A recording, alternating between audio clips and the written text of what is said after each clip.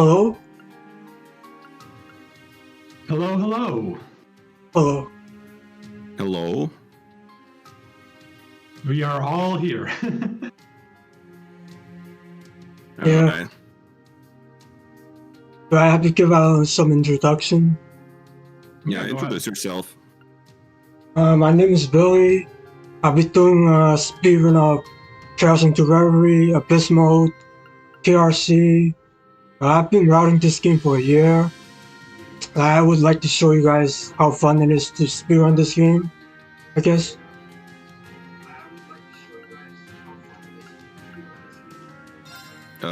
Dual, your mic picks up the audio Oh from the shoot! stream. I know exactly what's happening. I'm sorry. There. It will no longer be doing that. Okay. Sorry about that. Yeah. Well, I guess I'll introduce myself. I'm DN, also known as Shinoa. I'll also run this game, but on the normal difficulty.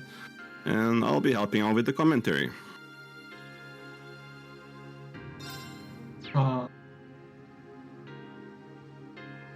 Yeah. Okay. So I'm really Yeah. ready. I'm kind of nervous too. don't worry. Things will go good. Just give me 1 second because I am a dumb butt. Yeah, I guess we'll wait a little while Dual fixes his problems.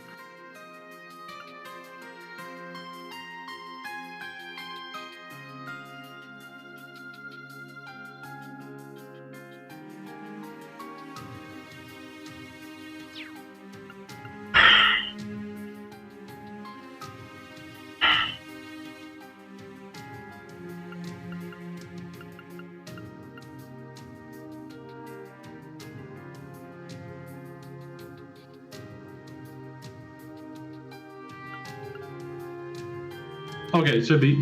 Okay, we're good to go.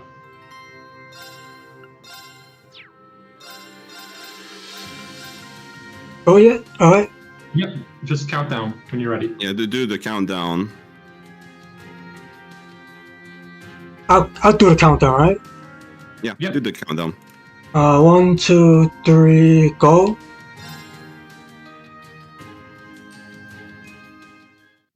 Oh. Okay. Yeah. And the run is live.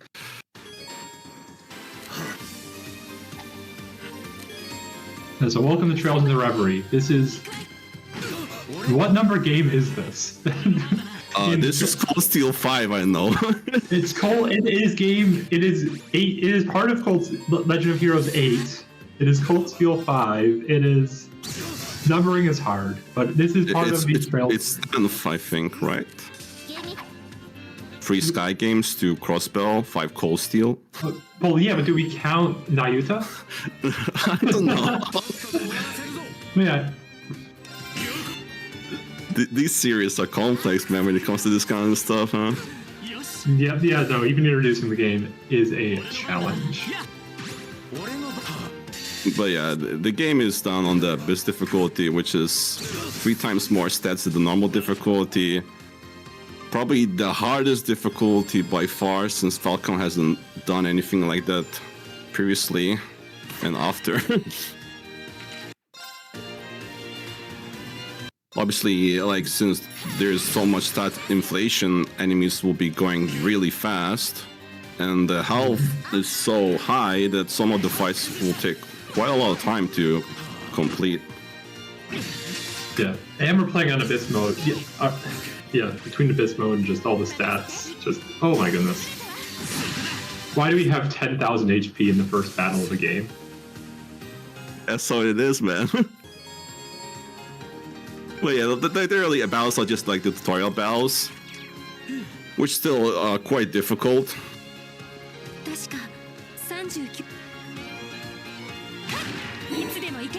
But yeah, like right now, things probably get confusing if you're like haven't played this series, and you'll probably notice a lot, and I mean a lot of playable characters in this game.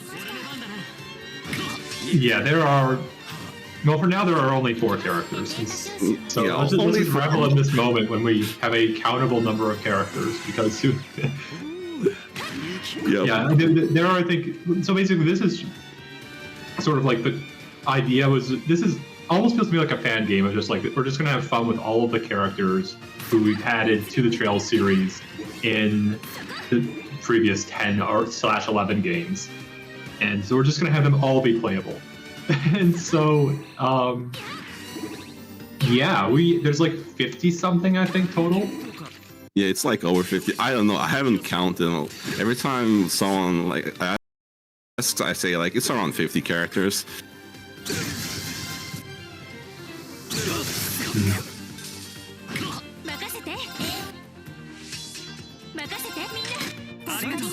Yeah, this is the first fight where we see that we'll be abusing one thing in the speedrun, which is like orders.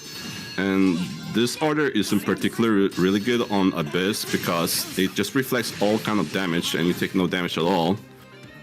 And one way to like extend order duration, it would be like using arts, and arts take 2 turns to cast. Also, we have Void Bannings, probably one of the most powerful characters in the run that has the ability to refill your BP, which we use to cast orders.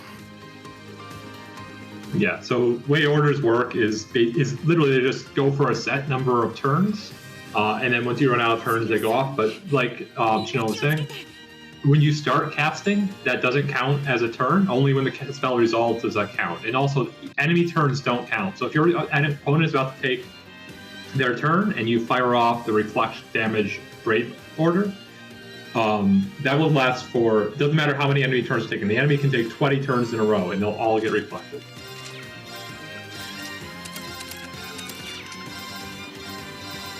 Yeah, this also is ran on turbo, even though it says high-speed mode in like the first 2 earlier versions of the games, like the previous games. I mean, it was called turbo. I think starting from CS3, it started called like high-speed mode for some reason.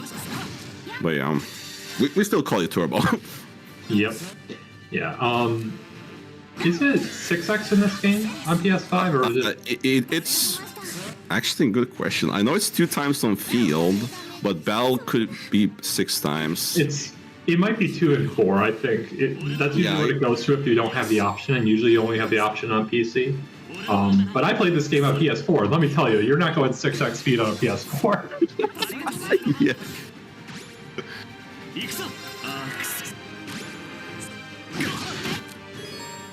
But yeah, for this fight, we're using Master Quartz called Regulus, which records CP when taking damage. And one interesting thing is like on Abyss difficulty is that when you take a lot of damage, like the more damage you take, the more CP you recover. And Ellie has a full team heal with her S-Craft, which allows her to fully team like this non-stop. Therefore, we actually have a surviving chance here to get through the battle fast.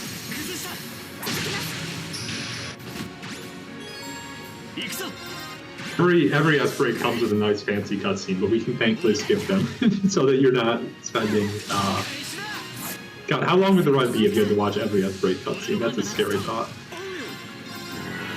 Oh.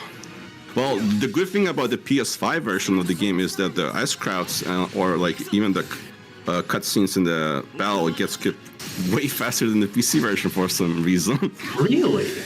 Yeah, like, I mean, the current Abyss run on PS5 is like, what, 20 minutes off from the normal run of mine on normal difficulty? Yeah, everything gets skipped so much faster on PS5. I don't know what happened with the PC port. That is so weird, because, I mean, Durant did the ports for this game, and he's done a fantastic job. Other companies need to learn lessons. I will not name names right now, but I've named names before, and I will name names again.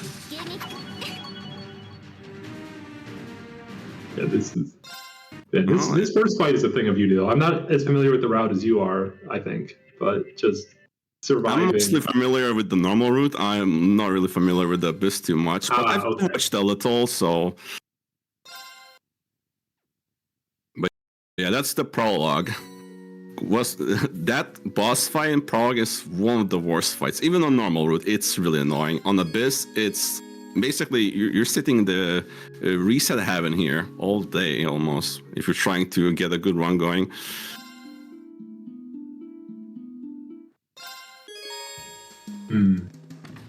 Yeah, I mean, I don't know. I'd rather the reset point be in the first 10 minutes in a 3-hour run than have it at the end, you know? I would have said it same, but I feel like if you keep resetting like in prologue, I don't know, it hits you so much.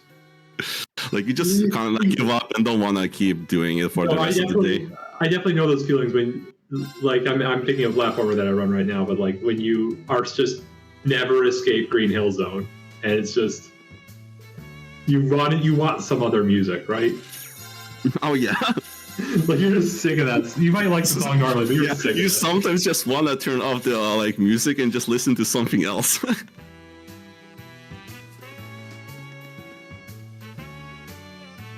Right, so we are. What did we just buy? No, we're just buying all the possible stuff we can currently. We don't have much currency to spare, but we try to grab some items that we can use later to craft powerful items. Okay. And grab some food as well for buffs. Right now it's just like any kind of Trails game where we just go around, talk to the people before something big happens. Yeah, thankfully by Cold Steel, they dropped the shtick where you have to talk to literally every NPC before it'll advance the plot. Like, yeah, we had a moment of that in Zero the other day. But here, only the major characters need to be spoken to, which is good because there's still like 30 conversations or something at this point in the game. Yep. I think literally I was here for like 3 hours casually just talking to everyone.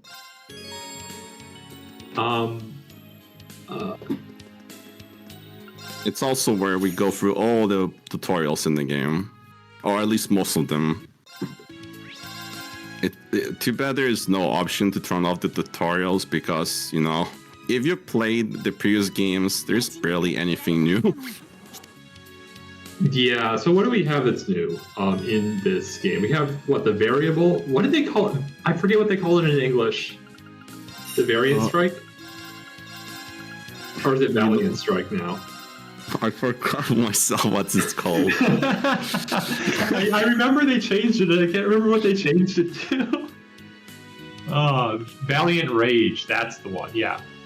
I do think this is probably my favorite version of sort of the CS3 to CS5 / Reverie combat system. It does a lot of really nice things. Brave Orders are a little OP, but other than that, I think they did a really good job with the like final hurrah of this combat system.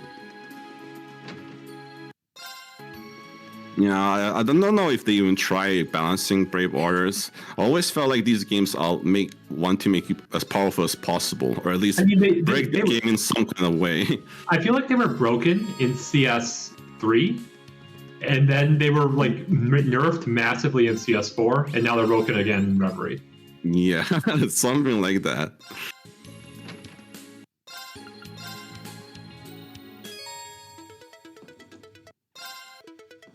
We're finally done talking and we can proceed to the next dungeon. We're taking Randy, okay. You always take Randy. He does have a giant axe. This is true. Yep. It's quite hard too.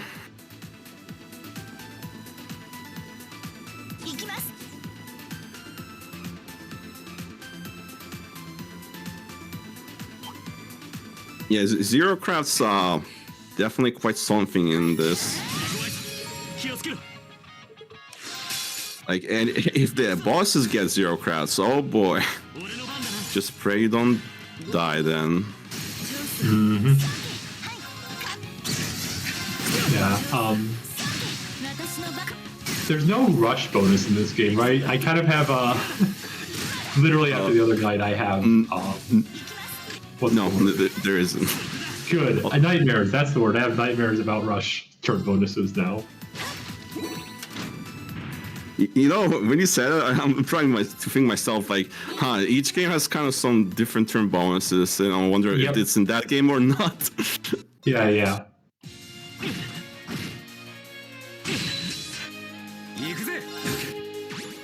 Yeah, that's the thing. Like, it's been a while since I ran CS4 that I forgot myself if it had the zero crafts there or not. I know most of these games had zero arts. I'm really not like the zero craft. I think CS4 didn't have zero craft, but yeah, I've actually never done a run of CS4, so done a couple of the Cold Steel games, but not CS4 or this one. Yeah, Cold Steel 5. I mean, they should have called just Cold Steel 5, but yeah. I mean, 4 was End of Saga. It's like a Cold Steel game. Yeah, 4 was End of Saga, so they had to come up with a new name. The fact that it means beginning in Japanese is definitely not weird and confusing, but... Yep. But yeah, no, I mean Trails and Reverie, I actually really like the name. They picked a good one.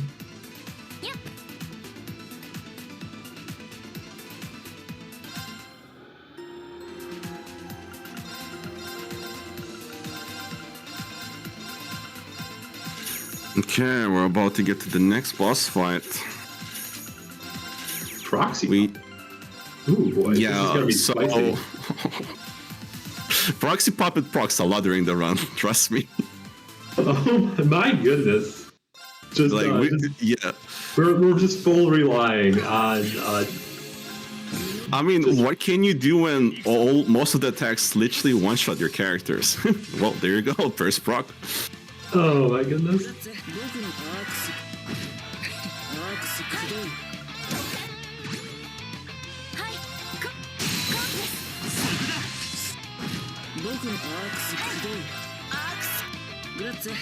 But yeah, one probably major thing in this game is like you can interrupt the first turn, and enemies always go first. So if they go first, you can't queue up an S-craft like that was, let's say, that would give you like a shield or something. So yeah, this is where the proxy puppets come in. They just literally save your life. Oh man. Yeah, so now 20% cast time is that's a lot of spell. Yeah. When you don't have enough damage with S-crafts, you just gotta rely on the casts. Does this game still basically not have a magic resist stat like in every other game, or did they finally? I forget when they finally added magic resist as a stat. I mean, it's ADF, I think here. I mean, okay, so it exists as a stat, but like every enemy in most of the series, like the first half of the series or so, has their ADF at like 10, even on Abyss mode or Nightmare difficulty. Like that's why spells are so good in Zero, right? Because the enemies just don't have magic resist. Even the final boss. Oh, that 10% heal would have been so good. Nice save, just taking that turn away with an S-break. Yep. Yeah, the heal turn bonuses are probably one of the worst. Especially since there's like a 50% heal, and if the enemy gets it, it's quite sad. Yep.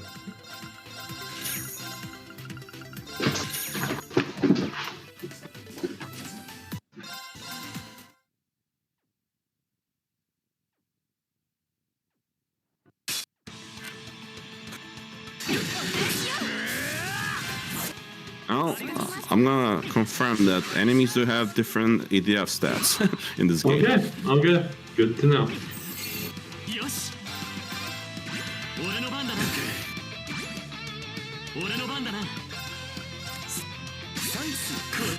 You just have so much CP in this run. I am jealous. I'm thinking of like if I can route some of the things. But yeah, the regular stack is so funny to me on Abyss. You get hit once and you're back to full CP. Yeah. I mean, I don't know if it actually scales the damage you take, but if it's stealing 100% of your HP every day, It does. It does. So It we does, don't get okay. a OCP on normal.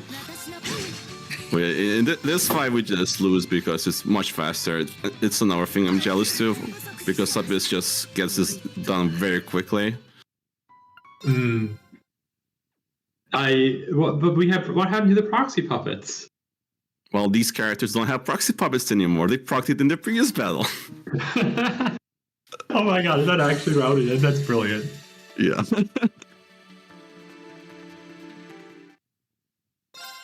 Well, that's that part. Yeah, so like I mentioned earlier, this game is bringing back everyone, which means we have multiple parties. So we now get to play as Reen Coldsteel of the Coldsteel series. I don't know where I'm going with the sentence. I mean, it made sense to me. Yeah, we call him Ring Coldsteel.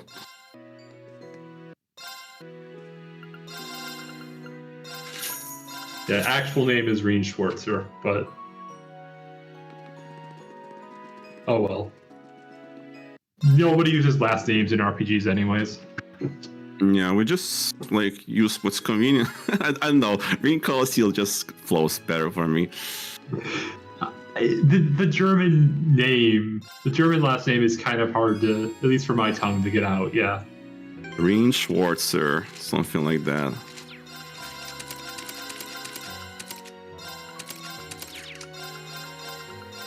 Pummel proxy puppet. I love it. Also, this menuing is incredible. Yeah, very good. Yeah, Billy has been grinding Abyss for so long now that he does all the menus very fast.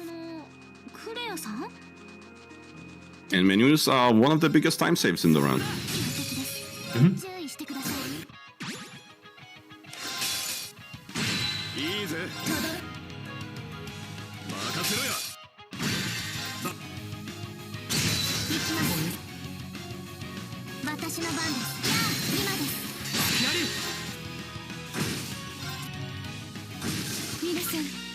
Oh, I got fish now.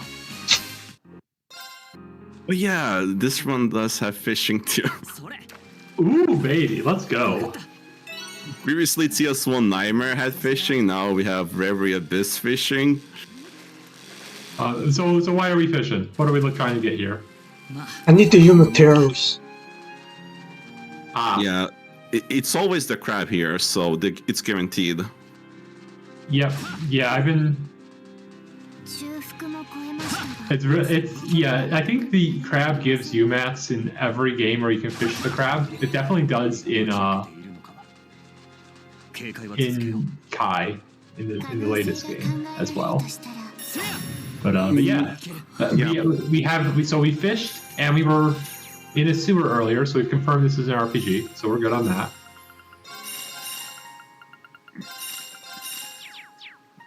It would be more shocking that if the RPG did not have sewers in the first place, huh? I am actually like going through my mind and trying to think of any of the Trails games don't have sewers. I guess Nayuta doesn't have sewers if we're counting it. Literally, Crossbell is only sewers. It's sewers all the way down.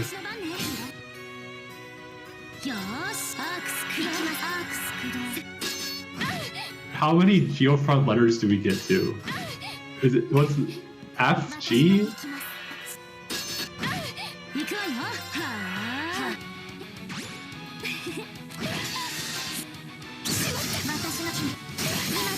Wow, first try. Oh my. Nice, congrats. Nice. If unit doesn't break there, then have to retry it. Yeah, this part is pretty rough on Abyss. Wow, free BP. Because it's literally a boss gauntlet. Yeah, since Billy got all the max BP he wanted from this battle, there's no point to try to gamble. Yeah, the continue button is so wonderful. Definitely a couple of fights where I wish I could have that, not have to win these near impossible fights.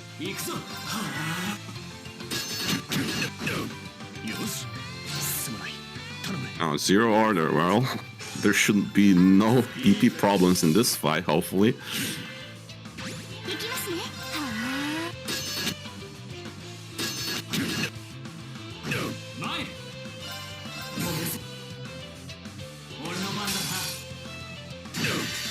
So for now, the goal here is to at least break the boss before doing a little bit of burst.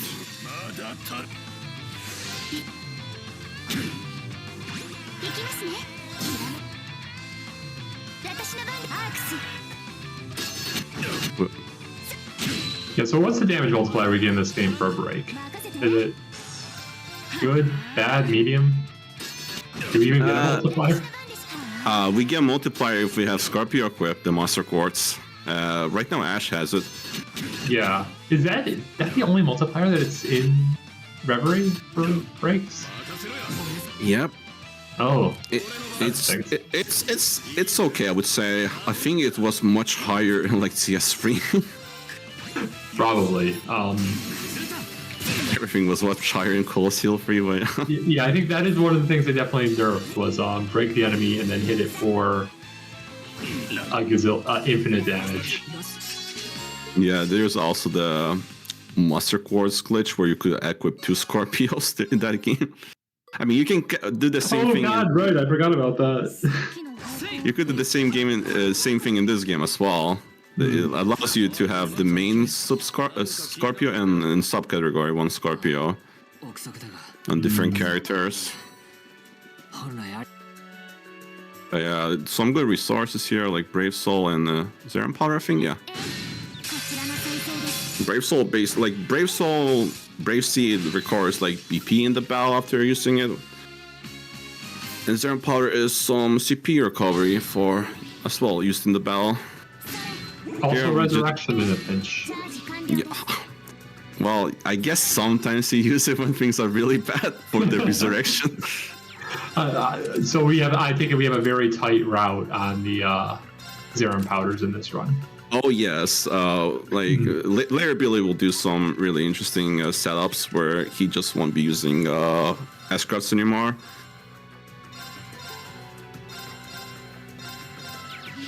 Since yeah, bosses have way too much health to just burst them down with the amount of Zeran powers we have in the run.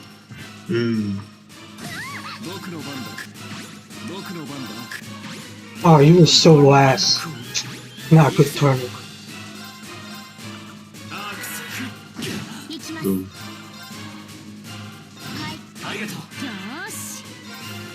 Yeah, so it looks like enemies started out with an order of their own, and then we just, I guess, burned a bunch of turns very quickly to get rid of that. God, I forgot Warhammer was 300% bonus. So much.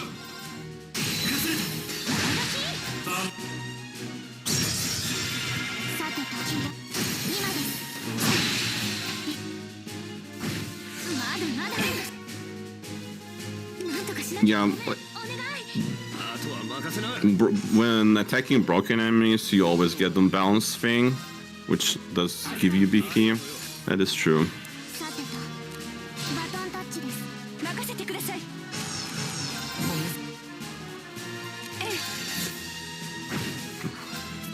Oh, that's a zero craft. Yeah, Ash gets the double S-Crowd here. Nice.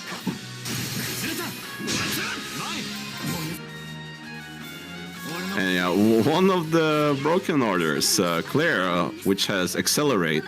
So once we break the boss, it never gets turns back anymore.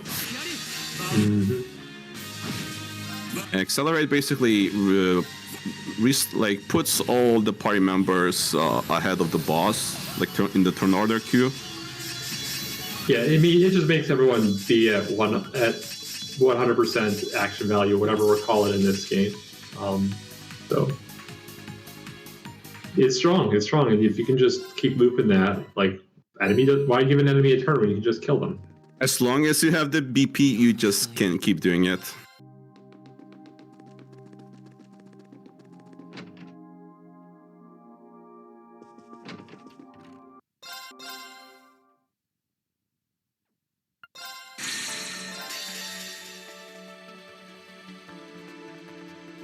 Okay, done with the wrinkle steel part. Now to the question marks. Who could it be? Okay, I have to retry this. Oh. Add damage rolls on him. Oh god, I remember just playing this on Nightmare. This fight was just nasty to survive. Because, yeah, we have no access to changing these characters' equipment before this fight. We're just stuck with what we got, and what we got is not good. No proxy puppets at all.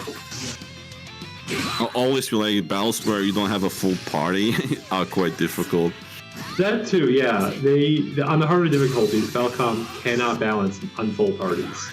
That's been a thing since Sky, where that's like one of the reasons why Nightmare is so hard in Sky and Sky SC is because you don't have 4 people in your party for so long. Man, Sky SC Nightmare Prologue is quite something. I'm not ashamed to admit that I farmed all the throwable food items I could. That's the only way I got through it. I had to reroll because I didn't know the food was necessary. Oh yeah, I also did that. Yeah, you had to go back to earlier in the game and you could actually farm the ingredients. If you couldn't farm the ingredients and you got to the boss, that destroyed you. And where you needed the food. Oh man. Good times. But yeah, that is probably like the #1 reason why no one's done a full series Nightmare relay. I mean, 1, because only Beef is crazy enough to do that and he doesn't want to. And 2, no one can find a reasonable way to get out of SC Prologue. And I don't know if we ever will. Yeah, SC Prologue would take so long.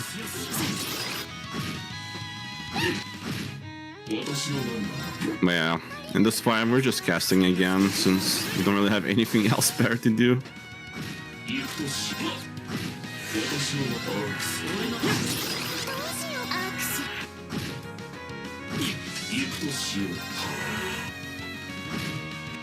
-6% EV cost, so I take it we don't have any good Brave orders. I don't remember what they're equipped by. Oh yeah, unfortunately the Brave orders on this party are not that great. Does Lapis at least have a good one, or are we just going to be not great forever? Not great for, I mean, there are some, probably they're more useful in the Abyss run, because you have some cast orders, but that's basically it.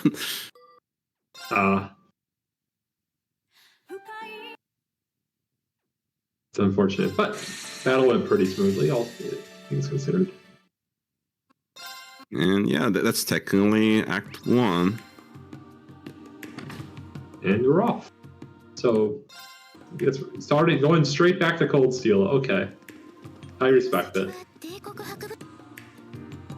Yeah, in this game, you switch between the paths, routes, whatever you want to call them, whenever you want. Technically, there will be points of the story where you just cannot proceed until the other party proceeds and reaches the same point. Does it matter what order? I mean, I guess like literally, because there's probably which one has the fewest swaps, but like inventory hasn't merged yet in this game, right? Yeah, not yet. Yeah, they merge eventually, but for now, like it's not like you have to get an item in one route to share it with a party in another route.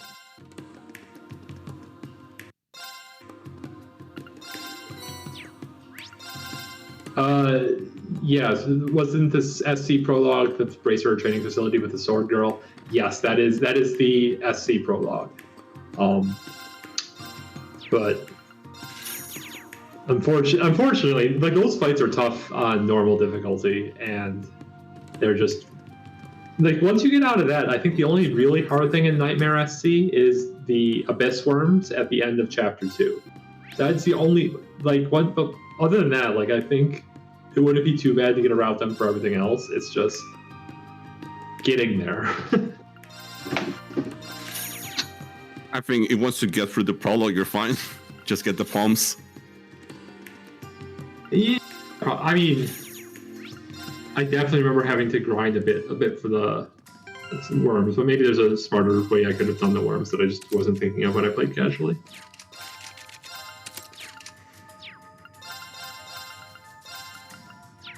Yeah, we go to this place here. Technically, we're not required to, but there's one good chest here that we can use, and some food materials that monsters can only drop. We're actually gonna cook. Ooh, yum. And yeah, the earthquake worms are in multiple games. Zip over. I'm not sure how to pronounce that.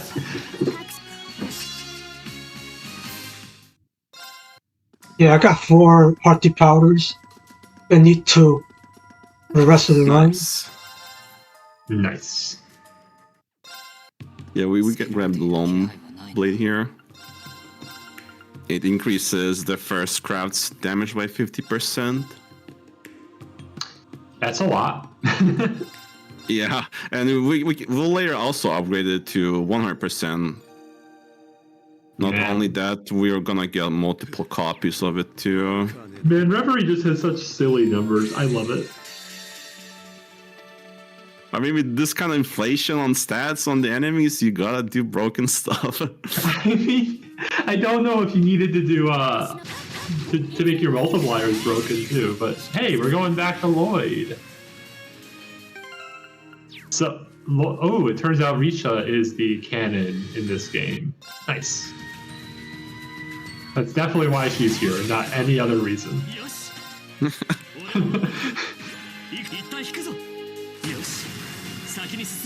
Yeah, you're allowed to pick which girl you end up with or boy in the Crossbells duology, and later games have enjoyed teasing multiple possible routes that is the canon route. And Cold Steel was just weird with that kind of stuff. I mean, oh god, Cold Steel definitely was a game or a series. Yeah.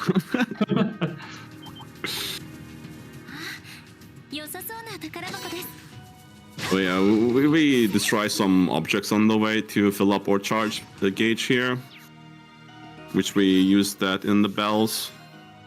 Gladiator belt, nice. So that's what is that CP every turn or percent CP?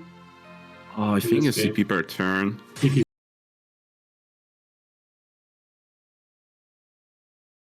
per turn, nice. Okay.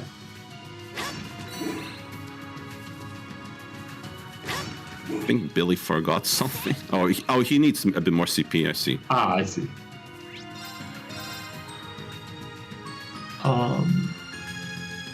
That last chapter, I got 2 PP, so I have to get some PP back. Ah, gotcha. Oh, okay.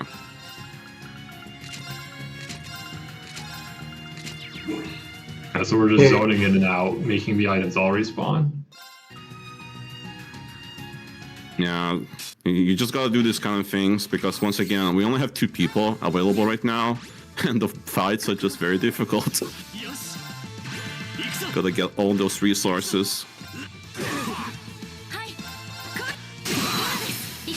And there goes the proxy puppet.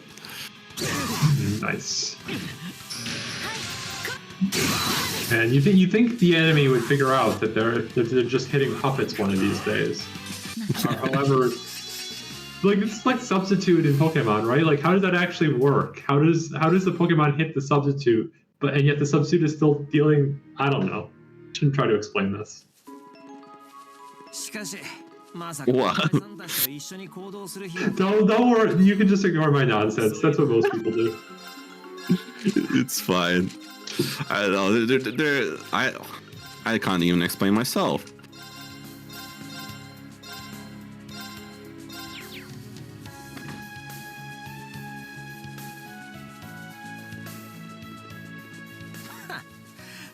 Still one more proxy puppet on Lloyd. Yeah, Probably he's gonna not the one in the front. Huh. Interesting.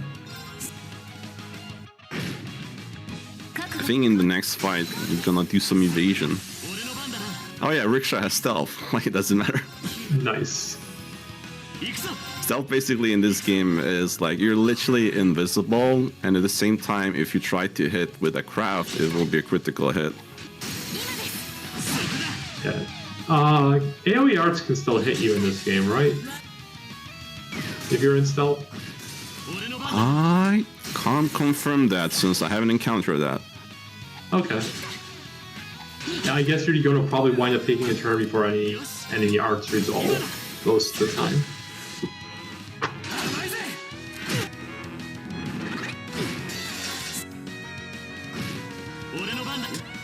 Yep, Rickshaw is dodging everything. Yeah, so this game is in the era of dodge tanking. It is very easy to get your evade percentages up to 80, 90, even 100%. And that does exactly what, not only does that do exactly what you think it does, but whenever you dodge in this game, you get to counterattack. And there are builds that you can do that make that counterattack damage go to the moon. I don't know if we're using that build, but probably not. I feel like there's better ways to build it. We're using in some fights. Okay. There's one fight I actually enjoy watching because it's so funny. There's literally, you only have 2 party members left, but yeah, we'll see once we get there. Oh man, I love that they brought these guys back from zero. The handstand skunks, they're so cute. Yeah, basically Whoa, right now we're alive. just waiting for the skunks to stack up. Oh, okay. Yeah, this should do it. Oh, the one guy survived. What a butt. Oh man, I totally just remember how awful damage rolls in this game are. Basically, the higher the numbers are, the worse it is. Oof.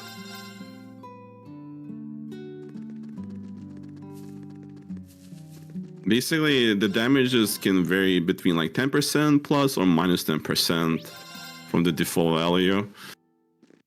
So usually we have to account overkilling by quite a bit just to do enough damage consistently.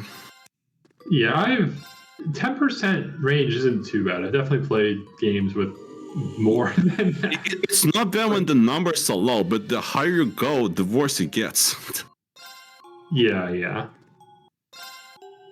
And we're finally in the Reverie Corridor. Or at least the hub. When I saw this for the first time... Orbs. Oh, sorry, go ahead. Yeah, when I saw this for the first time, I'm like, wait, am I playing Skyford again? Oh, shoot. Sorry. Oh yeah, this is basically the place where all the party members from all the different paths will gather. And there's like an additional like dungeon that you can explore as well. Technically, it's, well, the first floor is required. The others are not, like, are optional. This place is basically like from the story point meant for you to power up your characters, like level them up so they're not that behind.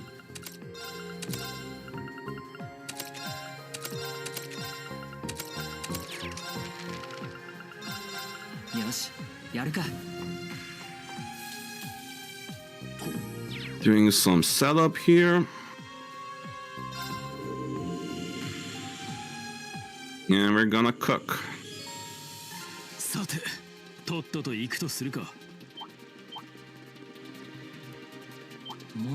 Alright, so one thing to know about this dungeon is that the layout is randomized every time.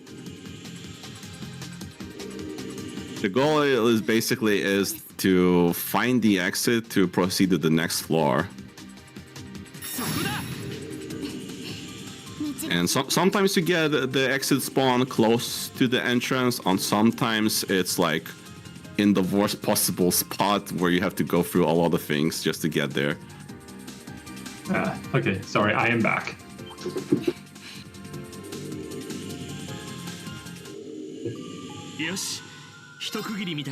Yeah, so far the layout seems quite alright. Not too many enemies away. No, nothing blocking the pathway. Yeah, for these corridors, it's literally just you have to find the exit. It's not like there's no floors where you have to defeat some number of enemies, right? No. Nice. Like there will be like a barrier that you have to hit a switch to disable. Like if it's like blocking the exit. I'm upset if there's no way through the barrier, so we can't just get over the barrier. And even with Lloyd banning, so they nerfed Lloyd in this game. No barriers. Like can't get over them. It's such a shame. What's the point of having Lloyd? Yeah, what is the point of having Lloyd in our party if we can't get over the barrier? One thing to know about this boss battle is that it sets the character's health to very low like this, but it doesn't like kill you. And there is one master course in this game where it allows us to do more physical damage the lower our health is. So you're probably seeing where this is going. Is this like a 500% multiplier given everything else we've seen? Over 100%. Like it doesn't go that high, but it's pretty good. Yeah. Yeah, I am looking at these single-digit HP numbers, and I'm just like, oh god, we need HP. This is too low. I can't. I'm not comfortable with this.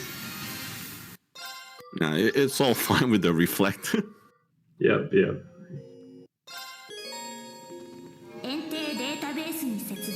But it's like when you see a speedrunner run past a treasure chest, and you're just like, wait, come back.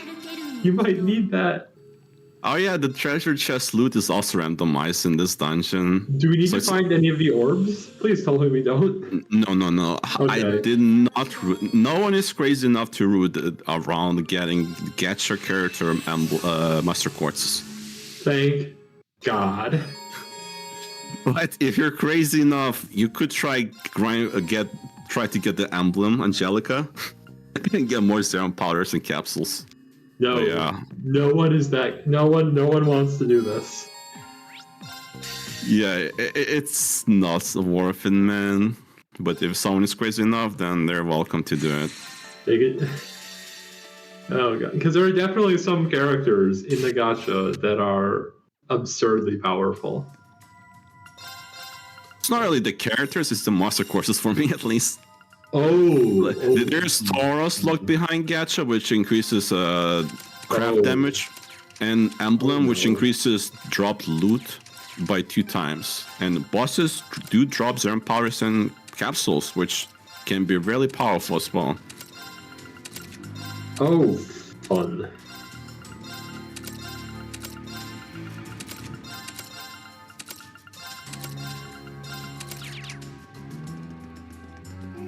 Yeah, in this part, technically we cannot take master courses from the others because we haven't met them. But if you unequip them in the party menu in this one, you technically can equip these master courses for this party. It's a little like glitch here. Nice, yeah, I didn't know you could do that. Nice. Yeah, so we basically grabbed the critical rate for arts, since we'll be casting, so that helps a lot.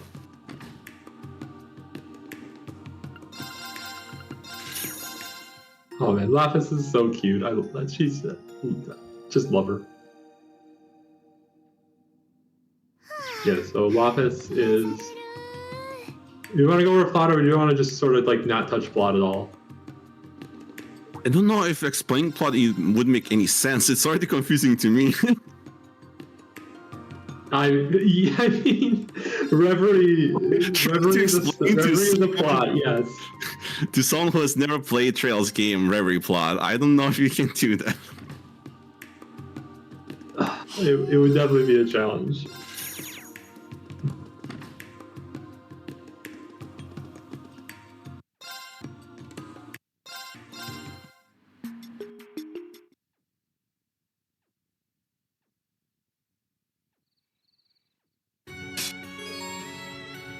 Oh, good turn.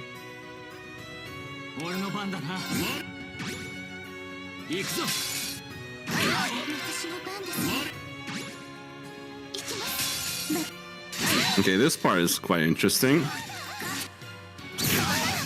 Basically, we now have met the other team, and we're battling with the Ring Cold Steel's team.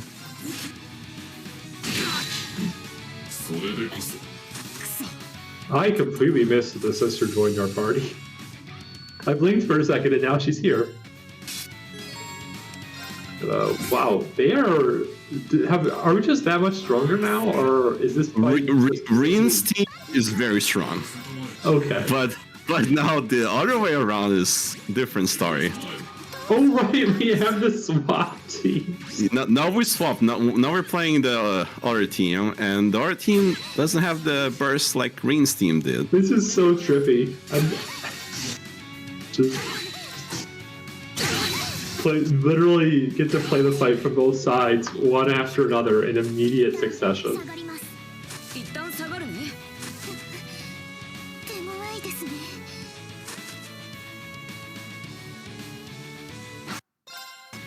So Spin has like an interesting mechanic only for himself, where he can apply a mark on the enemies, and if it does apply a mark, the next time he hits the enemies with a craft or a normal attack, it always will inflict a critical hit.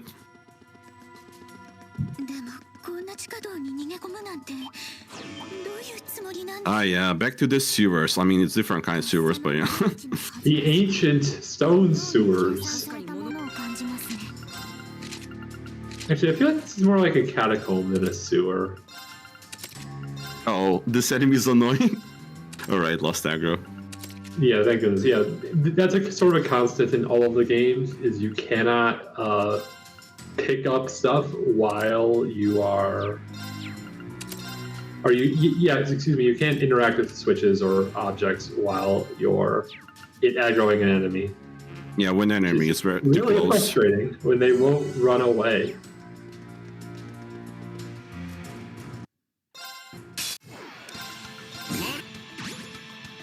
We're gonna use the food here. The interesting thing is we can keep reusing the item until it procs in the menu. So it set us to 1 health, which actually activates the muster quartz that we equip. That the lower health is, the more physical damage we do.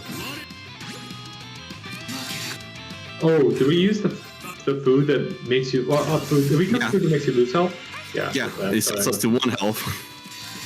Yeah, the failed... You're bad at cooking food. It's actually really cool. Like, there's 3 outcomes, or for every... Or is there 4 outcomes in this game for every recipe? Anyway, 4 outcomes, yeah, okay. So yeah, the average, good, awesome, and fail. And fail ones have some pretty cool effects.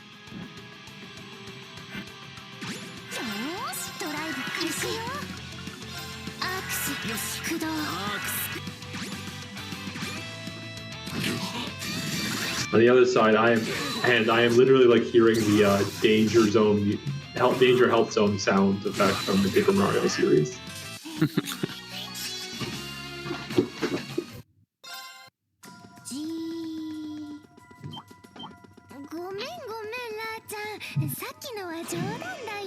This fight goes probably better than the normal route. You just a matter of that you have spent more time building yourself up in the Abyss run? It's more like I didn't really spend too much time optimizing these kind of fights. That would do it too. Yes, I spent a lot of time rerouting the whole Reverie route, man. That sometimes you don't overlook these kind of things, and once you get back to the game running again, you realize, oh man, I could have done this differently.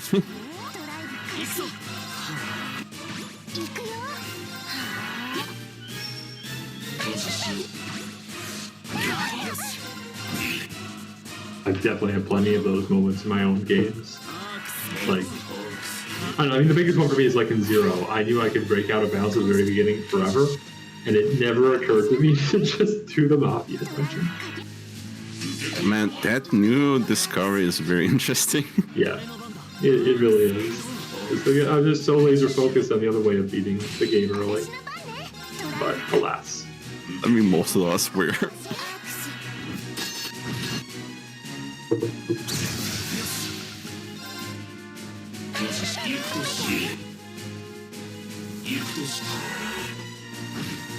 Man, we have one person here healing the whole party. The other person applies a reflect shield.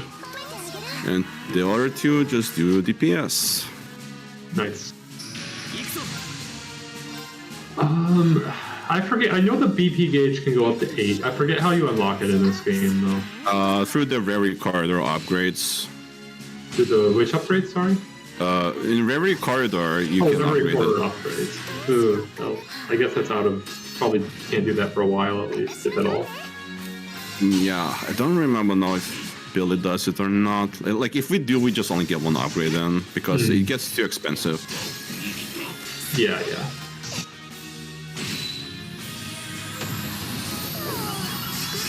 So here we technically could use some of the S-Scraps, which I guess we will do. But we want to save some CP for the upcoming bells. Because the bell gauntlet is not over yet. Ooh, fun.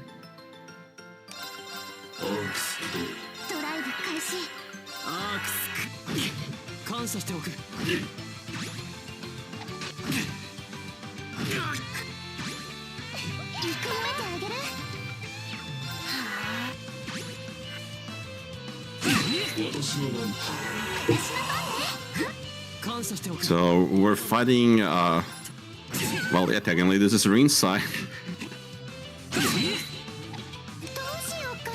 It's gonna be the same thing, like from this side we'll switch to ringside and that should finish the greens and question marks paths for this part. I think I'm just gonna call them the picnickers. Calling them the question markers is a little too much. Okay. I mean, do we call it C? I mean, here's the problem. How many different characters in this series at some point or another call themselves C?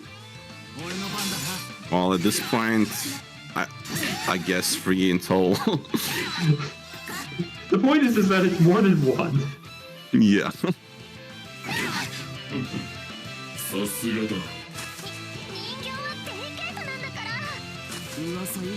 Yeah, Reinside once again has so much damage you just can S-Scrap.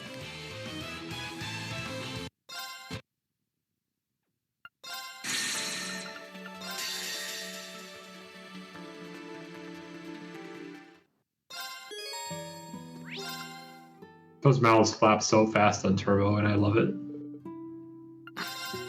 Well, too bad their dialogue is not turboed. Like, the voice lines still have to play out normally.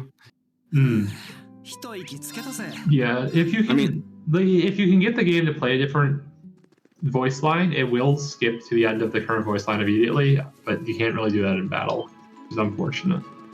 Well, the interesting thing, if we actually remove the audio files, the game runs much faster. So that begs the question: English or Japanese? Which one has the faster speakers? Someone would need to time those, but like I think there are some GP lines that are faster than English ones, and there are some English ones that are faster than GP ones. Interesting. So do we need to I mean, we can switch voice language in the middle of the run. That I am getting way into hyper optimization mode, but I'm not sure that's worth it.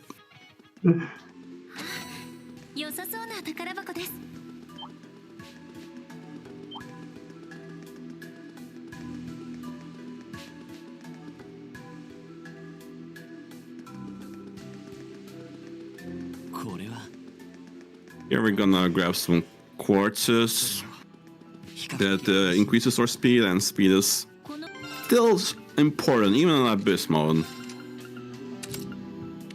Enemies having 3 times more speed than usual, but we gotta keep up somehow as well.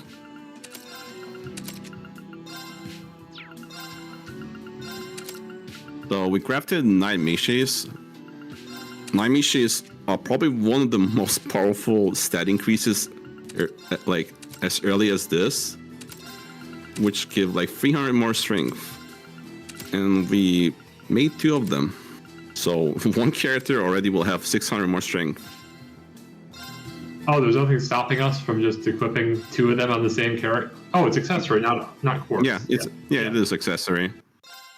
The sad part is like, the first time we arrived to Crossbell, we don't have more money to buy them to craft more later. Truly, the struggle is real.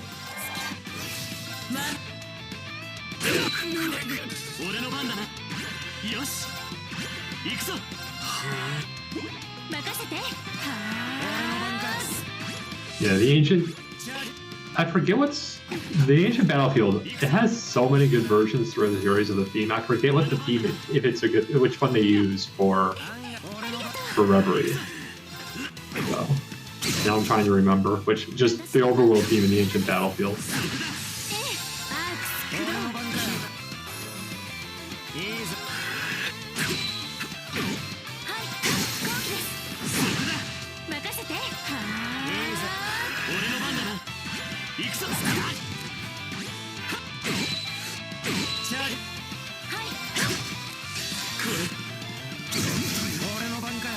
We have a Val coming up here as well, so not really trying to kill this guy too fast. We're still trying to get some resources back as well.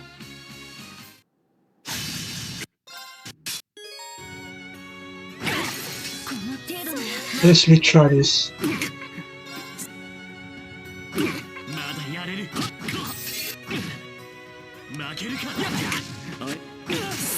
Oh, wow, that's a bad turn 1, 0 arts.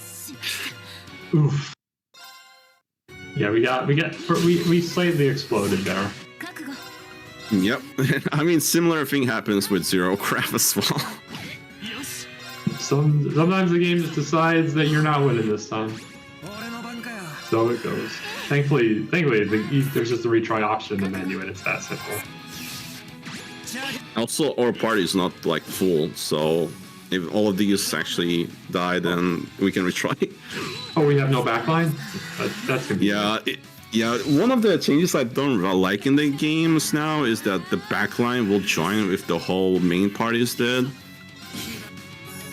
So, like, trying to retry the fight just takes longer.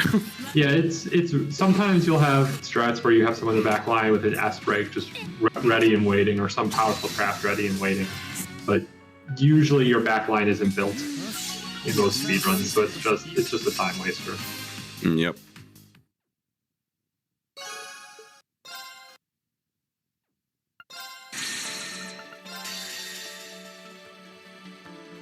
Too bad they died twice there. Like, instead of just getting both the defeat animations in one turn. But yeah, that's just the damage rolls. Doesn't help the bosses at different health pools too.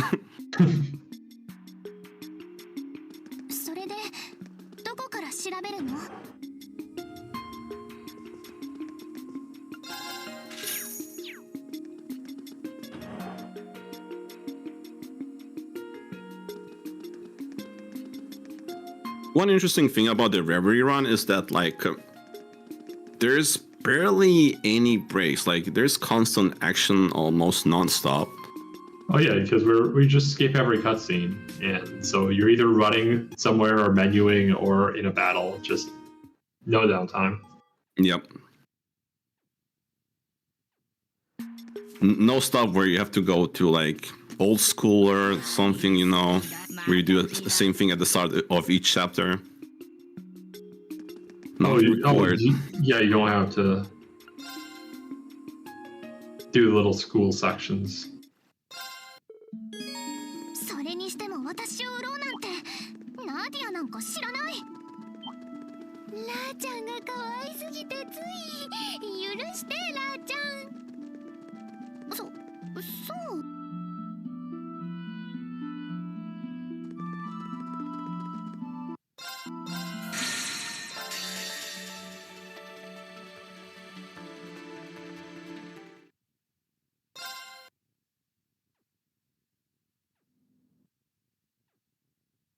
Alright, we reached the point where we are forced to switch to the other path.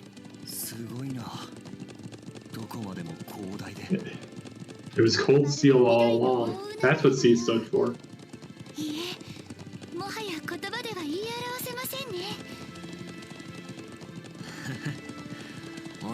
Oh man, I hate doing this section without turbo so much. Even with the horses, it's so slow too. Yeah, the planes are they're huge, and then you bump your horse into a wall, and turning the horse around is so hard. I don't know if I've never ridden a horse in real life, so maybe that's just how horses are. But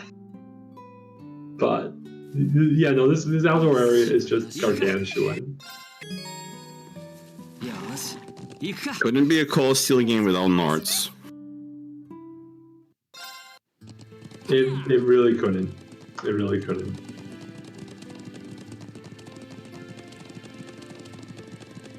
Yeah, for a second there I was thinking we didn't come here in 4, but no, we come here in 4.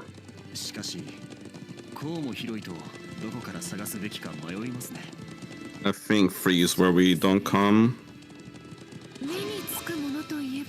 Trying to remember all of these minor details from each game. Yeah, maybe we don't. Maybe we don't in 3. Now I'm trying to remember. But yeah. Good, Toad. Yeah, enemies don't aggro you on horse, but they still can run into you. That was a little too close for comfort, yeah.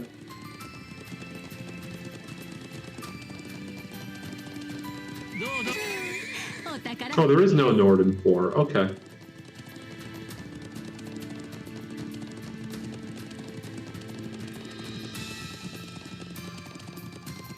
Nord really not in either of this 3 or 3 or... Well, whatever. It doesn't matter what I thought was true. No, Nords are in 4, definitely. Wait, no Nords in 4? Really? Man, you guys keep to confuse me. I thought we came up here in one of the brain explode.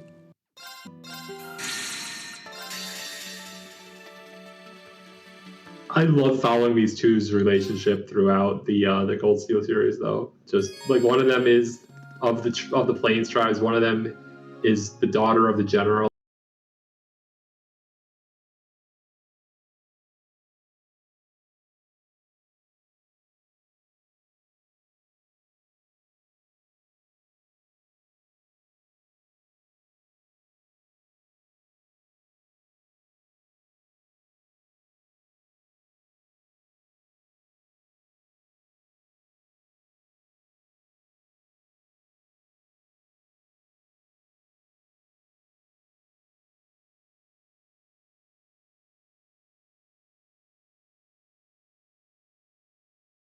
The base, and I don't know, they're just such a cute couple.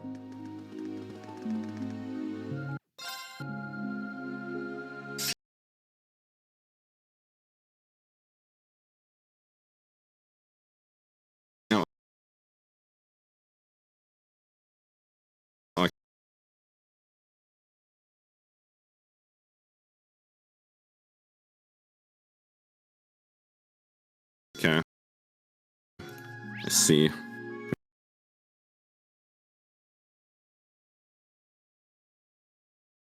Gosh. Okay, looks like it's recovered on my side. So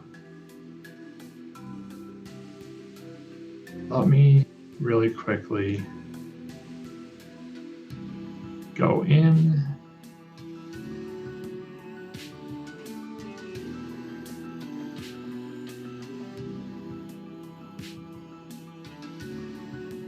Let me.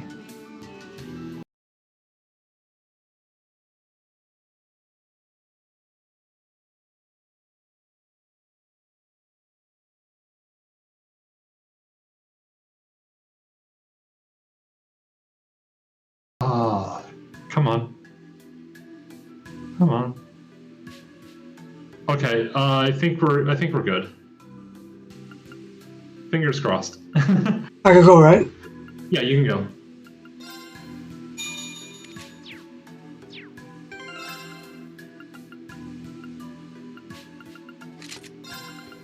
Okay, yeah, well, I'll just keep an eye on this, but hopefully we should be good. Well, not surprised.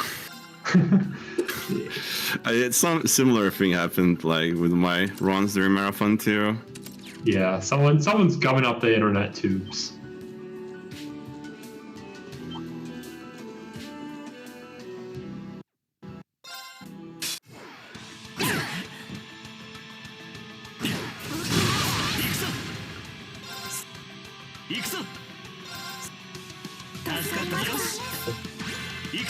Oh, so I guess we can talk about chrono bursting. So chrono burst allows us to take 2 turns in a row, but the thing that changed in this game is that you cannot cast chrono burst after casting chrono burst. But it doesn't say that you can't do like Lloyd's Burning Heart, which gives him refreshes his turn, and he can cast a chrono burst again. Nice. Another way to bypass that is you can switch out the character to another character that has chrono burst, does his own chrono burst thing, and then switch back. Actually, they try to remove the chrono burst loops, but people just found a different way to use them. My goodness. I love it. This is why they did it. They took away Chrono Burst in the Calendar arc, isn't it? Probably, yeah.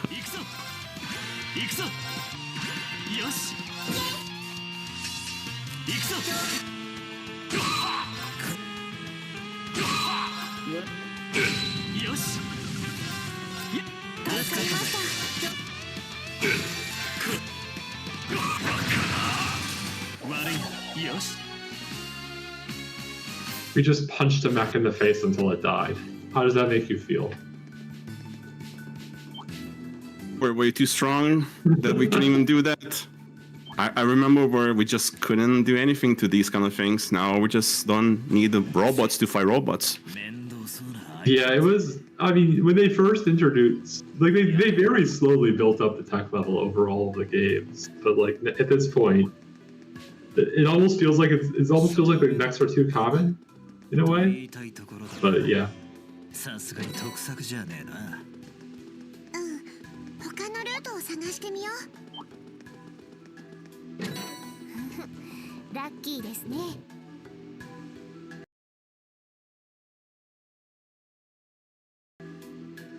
うまく裏をかけたみたいだね。Sorry, what did you say? It almost feels like mechs are too common. Just they are everywhere. Oh yeah. I don't know, it kind of feels like the technology is progressing way too fast in these games. I mean, yeah, no, we have gone from. Yeah, it feels like the series has been lasting for in-universe, what, 4 years or so? 5? It definitely feels like it's been more than that.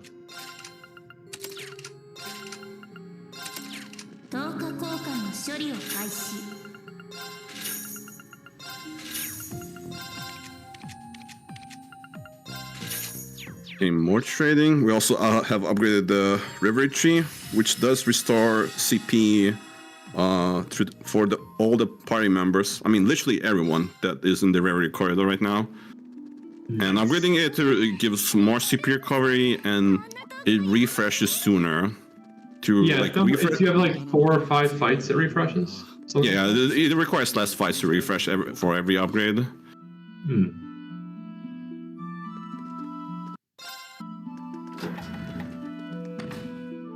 I mean, it does make sense to upgrade this earlier than the normal route, because in Abyss you just need that much CP.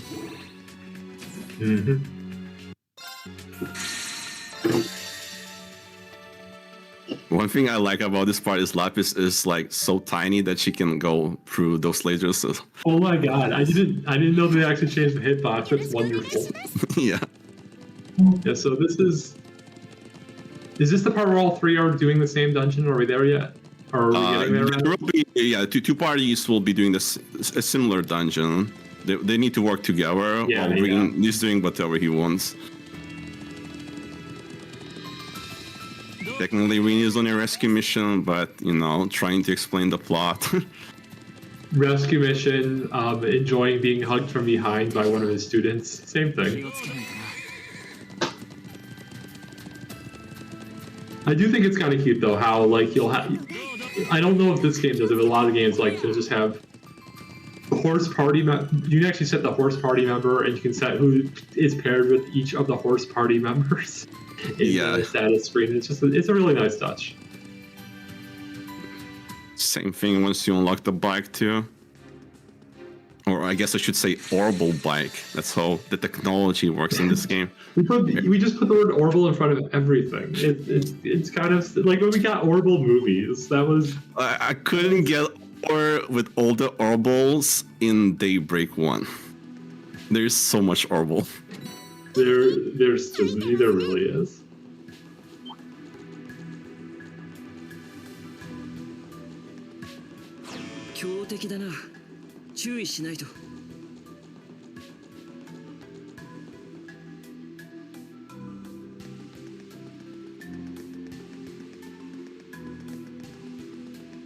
Secret tunnel. Oh man. Time for a big menu here, I think. Okay.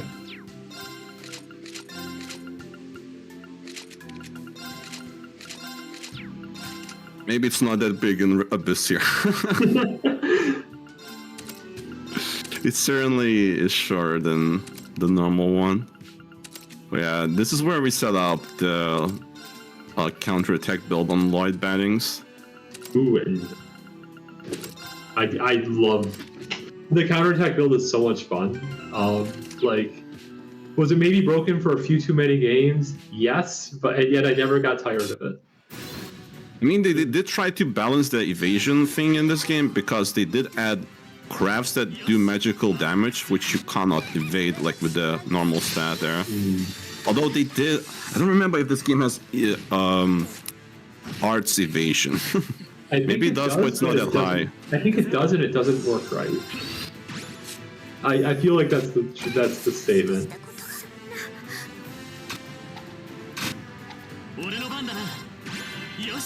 So Sharon and Alisa did their job.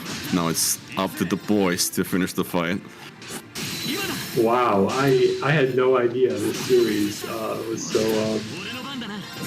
I don't want to finish that sentence. I'm going to go somewhere else now. Yeah, you probably should.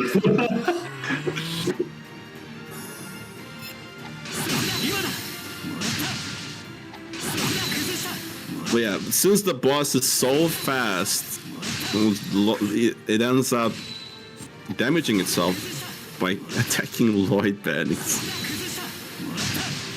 We get also our BP back from the counterattacks. And with the Master Quartz that we equipped, we also do a lot more counterattack damage. Also, yeah, forgot that the Rage Quartz guarantees counterattacks to be critical hits too. Nice. We have plus 100% crit damage, just chewing through this enemy. Yep.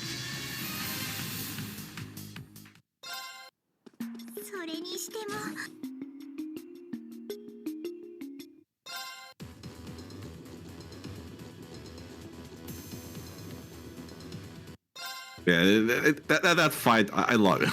It's so funny to see that actually counter-attack builds are viable in the speedrun.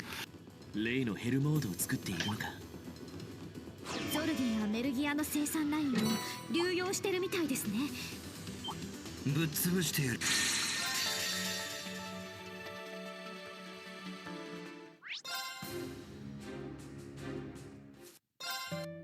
Oh, we're switched to Rin here. Interesting. Oh, right in the middle of the hallway. Okay. Oh yeah, right. So we can purchase some equipment from Rin's side, and that we can use that equipment for the other side. for the other party members in the other paths. Nice. And Ringside does have pretty nice boots in this chapter or act. I'm literally just for some reason I'm just thinking of that statement as just like a closet full of fancy shoes. Yeah. It's like everyone goes to Reen's chapter for their shoe shopping. We go to Lloyd's chapter for the clothes shopping. We get accessories in the picnickers room. I have no idea. I doubt it works out like that for everything, but it makes me smile to think about. Oh man, okay, that's bad encounter. Yeah, that was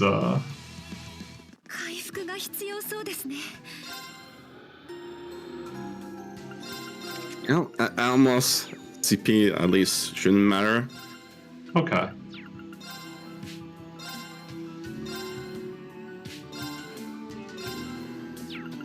So you're probably starting to see how the party member roster is slowly filling up.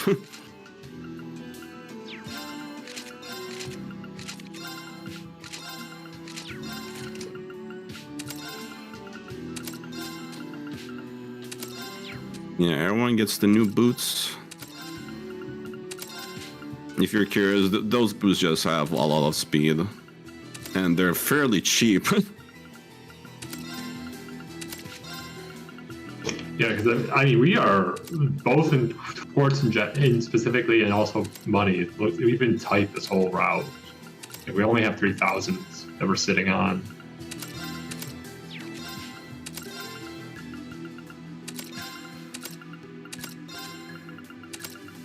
Yes, it's just the annoying part is that since we have to keep doing these like quartz menus, switch like grab quartzes from the previous party, then put it back again. Yeah, I imagine there are a lot of routing into trying to minimize those swaps. Yeah. But at the same time, there's only so many best builds, only so many best quartz.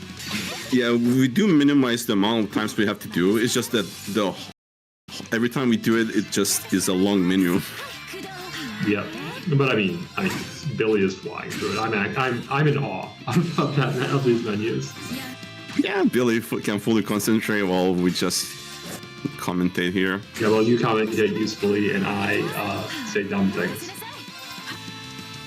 I wish I could add more, but I'm not too familiar with this route that much. But yeah, here we just try to break the boss. Oh yeah, I guess I should mention Gaius.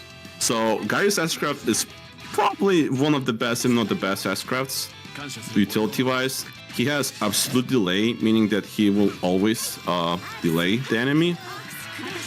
And if we can keep refilling his CP, he can non-stop delay the enemies while we still refresh our... I love when there'll always be a boss or two, even super late in the game, where that just are not immune to certain status effects, and you can just abuse them in speedruns so much. I love it. I love it.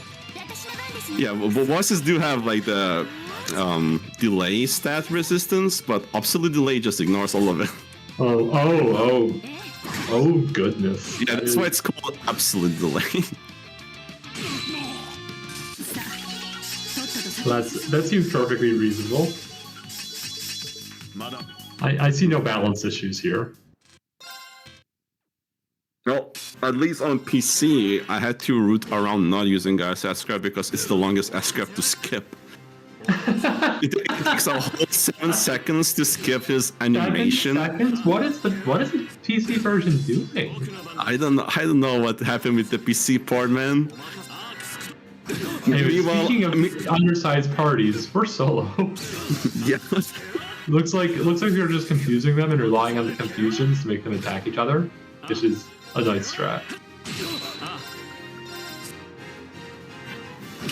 They have so much HP. Yep. We also don't have too much EP. Oh, that's nice, zero arts. And CP recovery right after. ここにも来る。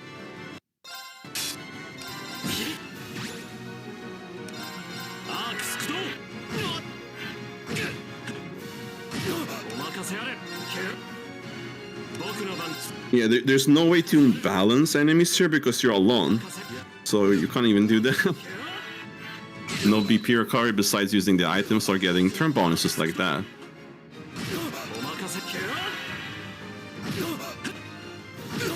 I'm surprised the confusion works this well. Yeah, I mean, there's like a couple other times in other games, speedruns, where we're similarly relying on either confusion or charm to just make enemy mobs not murder us. But yeah, no, these are... I mean, we're also moving so fast. We're taking so many turns relative to the AI that helps make sure that we keep them up.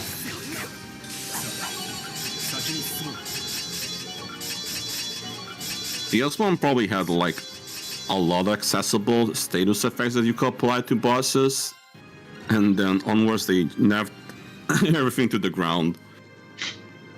You can barely apply anything consistently. Yep.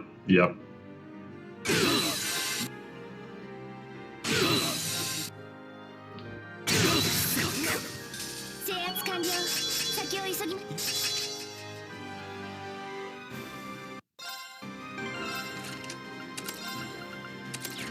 It looks like we're just going through and nuking these guys now that we have a full party.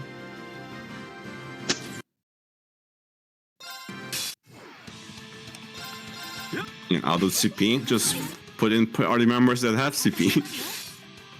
Simple and clean. Simple and clean.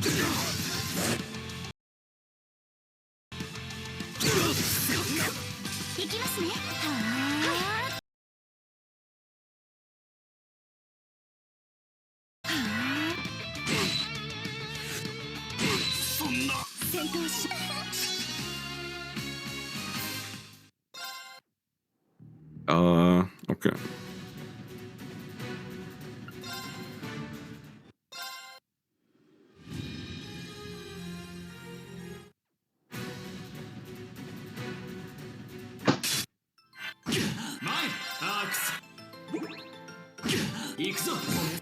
Oh, there's one more fight for this chapter. I keep saying chapter, it's acts in this game. I mean, it's not fair that they keep changing the terminology on us, whether it's acts with chapters or chapters with acts. Yep.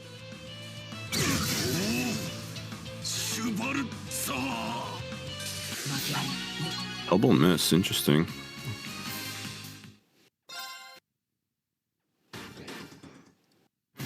Ah, the proxy puppet.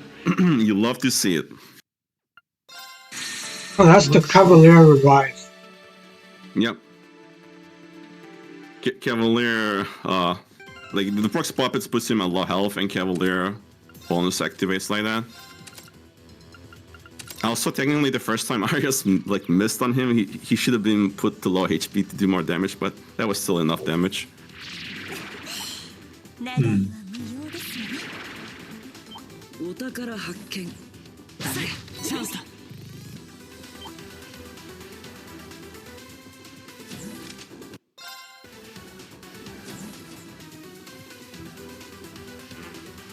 Oh man, now we gotta deal with traps. EP drain, what are we gonna do?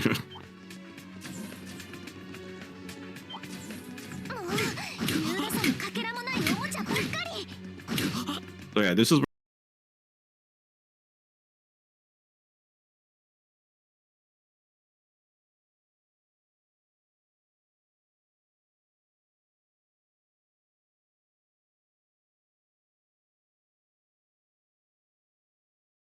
where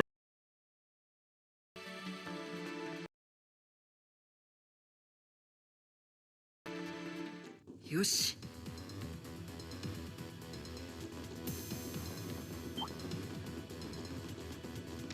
しかし向こう側にいるのは一体さっきの声は。とにかく今は前に進むだけさ。 wait, what happened? The stream died on the stream computer very briefly. So I had to reset it there. But okay. My local VLC also was fine, so I'm not really sure what happened. My VLC was fine. I see chat is like RIP. I'm like, what? Yeah, I'm not quite sure what happened there, but be good now. They're keeping me on my toes. They sure are. 強そうな敵注意してください。強敵だ。油断するなよ。先に進もう。そろそろ回復。何かとんでもないことが進行しているような。少し寒気を感じます。 Okay, that's the last time we used the 1 health.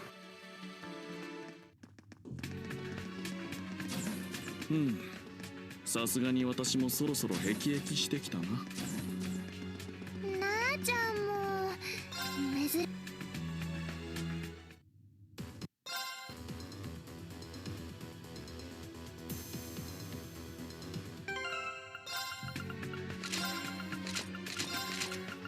I wonder, like, whenever I see a dungeon like this, I start to wonder how anyone who like uses this for work gets around. Like, do you actually like need to have multiple, like somebody else in the facility that you're in radio contact with just to get to your lab? Seems miserable. Yeah, I don't know. They just wanted to make the paths like more interesting. I don't know. Like team play, work together, stuff like that. Also, yay, Ren's back in the party. She, best girl. Let's go.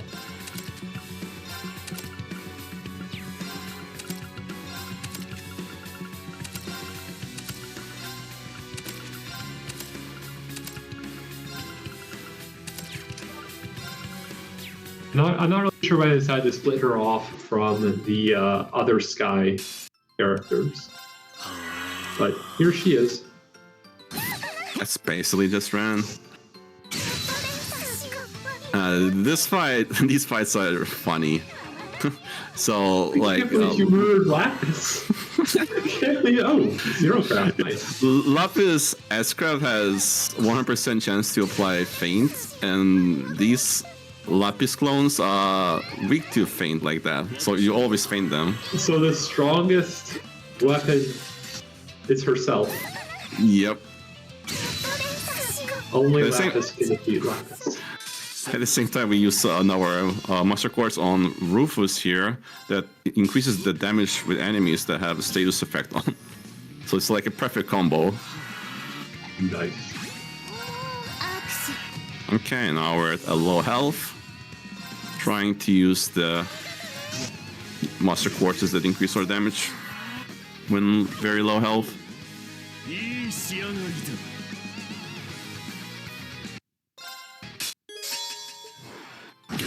感謝し、私の番だな。私の番だ。 So this is probably the only time I've seen the series do it. They give you a special order that you can only use in this one fight. It's, as you can see, 700% break damage, and you get large buff on the whole team of everything. And it lasts 7 turns. Yep. Just okay. Okay then.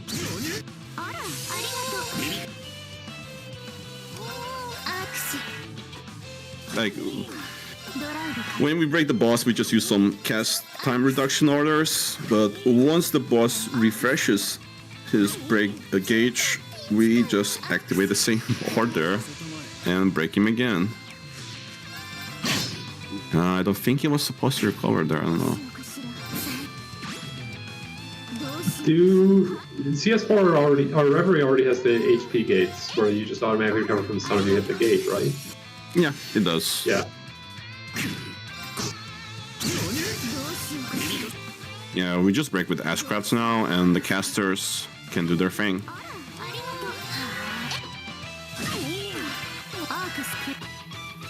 It does help that the boss actually is weak to air arts. どうしようかしら。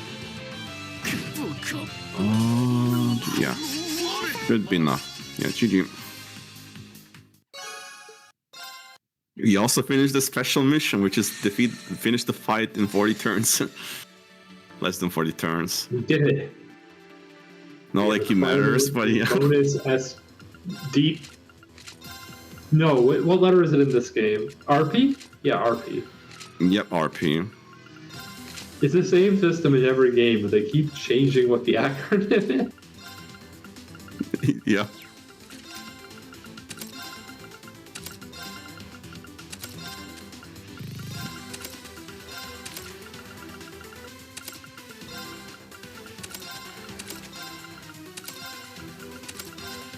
So yeah, it was bracer points originally, then it became detective points, then it became, what, academic points?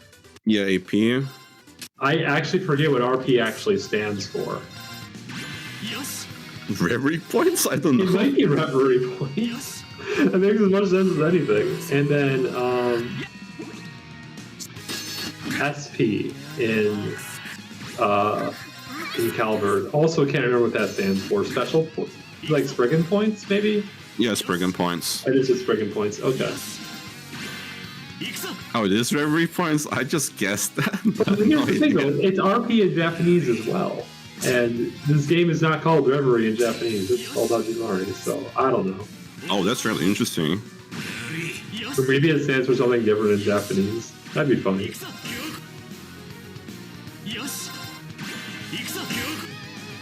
Yeah, McBurn, one of the biggest HP bosses at this point of the game.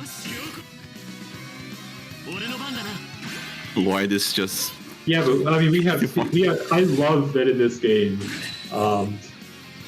that like our little cinnamon bun just gets to live inside of a mech for the entire whenever she's in a fight.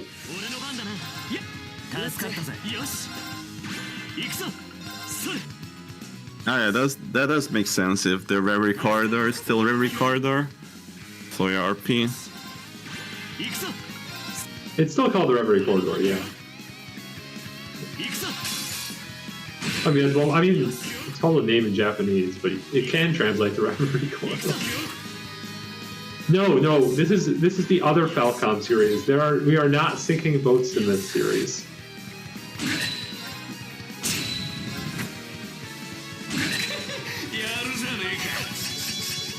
Lloyd doing all the heavy work here. Non-stop burning heart spam. Man, that's like the only way to kill MacBurn. There's no other faster way. I mean, it does make sense with that much health he has. Yeah. You gotta do things like that. I would have used no, Capsule yeah, to make this timer. faster, but the formation got messed up.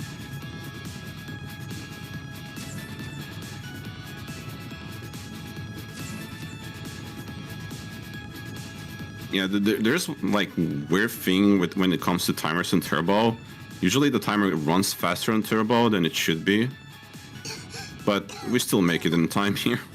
No, it actually goes faster than 2x or 4x. もうすぐ出口のはずです。 Yeah, like it doesn't exactly go like that. Yeah, it goes a little bit faster than the speed you run on. Like previous games also had that kind of problem.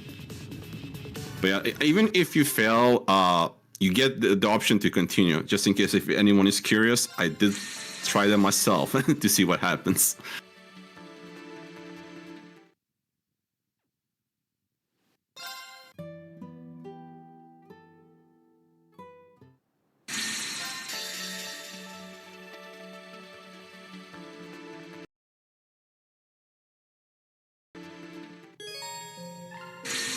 All right, we're on Act 3, I think. Yeah. 4, right? Oh, Well, 4? yeah, we just finished 3. The end of 3 is when we fight the Emperor.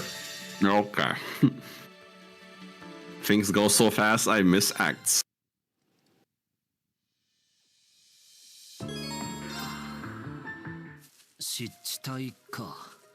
So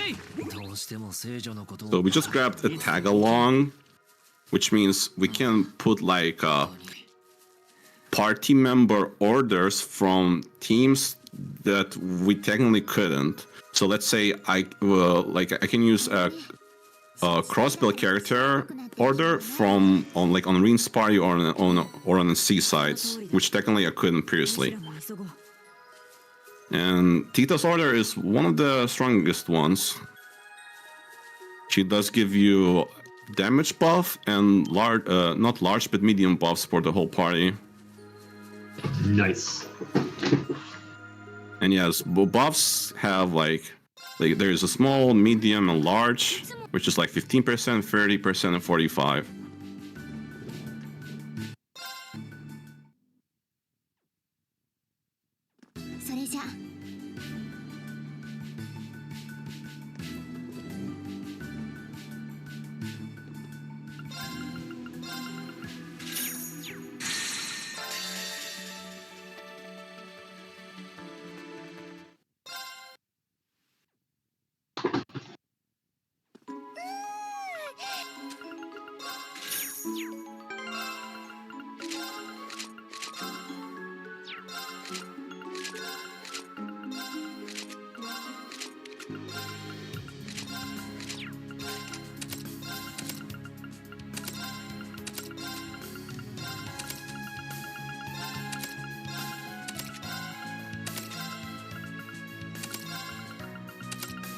Oh man, all those queen michettes, all that ATS increase.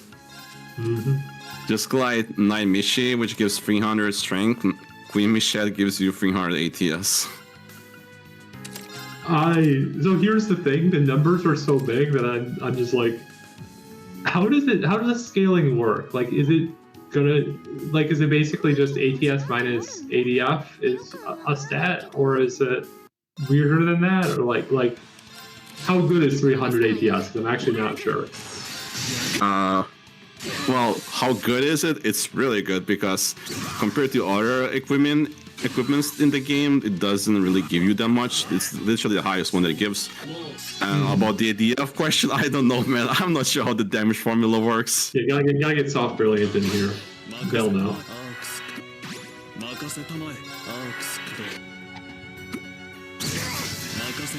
But yeah, you can look at this, right? Like, you start off like with 1,200 strength, and the fact that you can get 600 more strength after like Act 1 is like 50% more strength increase for you.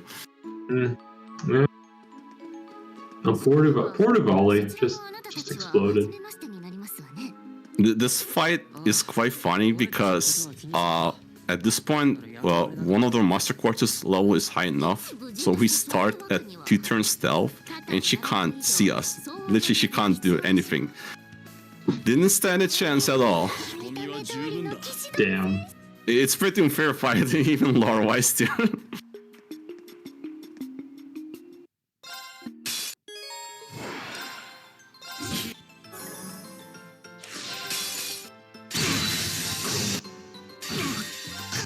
And I wish I would get this much charge gauge back on Daybreak too. I have to destroy twice as many objects to fill 1 gauge.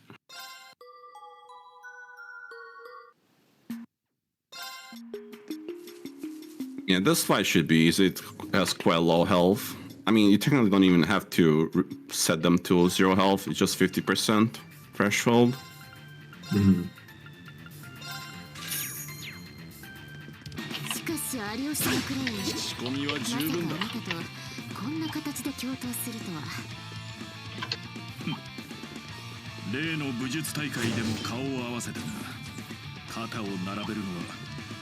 Yeah, buying some smoke grenades. Smoke grenades basically allows us to instantly escape a battle. Without them, there's like 60% chance, and every time you fail, the chance increases by 10%. Not really worth the hassle. Just get smoke grenades. They're really cheap. Yeah.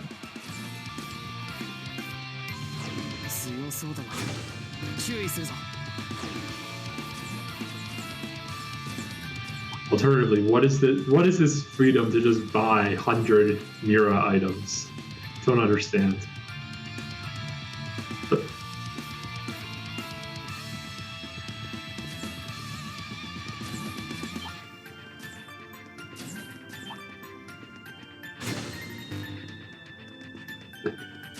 man, this is the weirdest design for a prison. It's just like, have we even seen a real jail cell yet? I guess No. no, that's not it. No. Yeah, no. Like, what is this? This ain't a prison. Yeah. I wouldn't really call this a prison. We do see some gates, but those more like entrance paths, like blocked. I mean, Or I guess actual these are prison cells. I guess these are kind of cells right here, but like, it has a giant bookshelf in it. Wait, what if they're actually called orbital prison cells or something like that? Oh my god! No, no, I'm so sorry. no! I refuse. 俺の番だ。よし、アークス。同志ドライブ開始。息をしよ Orbital technology has invaded almost every category. アークスク。う。行くぞ。 But yeah, the Emperor dude that we fought in the previous act is back. This literally like reminds me of some Resident Evil game vibes. Dude, that's- Yeah, he like just from like the original games. Yeah, no, he looks just like some of those monsters. The giant tentacle arm. Yeah. 行くぞ。 So the first fight is easy, but dude just doesn't give up and suddenly has a lot more health. Yeah, it's like he loaded his save. Or hit the the boss hit the retry button. That's no fair. Only we get a retry button. 同志 You hit the weaken enemies option. Did we blind the boss, or we just have that good of evade that we're dodging everything? Yeah, we do actually. I mean, Nice. look at the order. Maybe you'll understand why. 100% evade order was up. Oh, I missed that. Okay, that would do it. That would make sense. Something you don't really use, but it works. よし。続いてくれ。ドライブ開始。アークス。ドライブ開始。 Oh, nice. 時間の。まあ。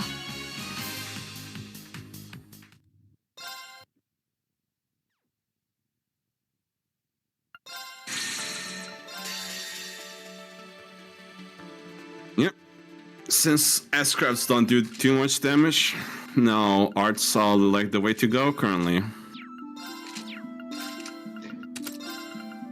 Yeah, that tends for a lot of games. It tends to be the way is you start off a game with physical being on top, and eventually physical damage stops scaling, and arts damage keeps scaling, and so you just wind up swapping over to arts builds. Yeah, they did also like make arts quite good in this game too. しかし Yeah. ロイルのバイク姿。 It's just like at least the normal route, you don't use them because setting up a character for arts takes much longer than just setting up for like S-crafting. Oh, interesting. Yeah, that's why Beef was quite sad that I removed the arts from the normal route. Yeah, I guess it gets a little less interesting if you're not swapping up your strategies along the way. Oh, look at those little robots. They're so cute. Now they're dead. 癒されますね。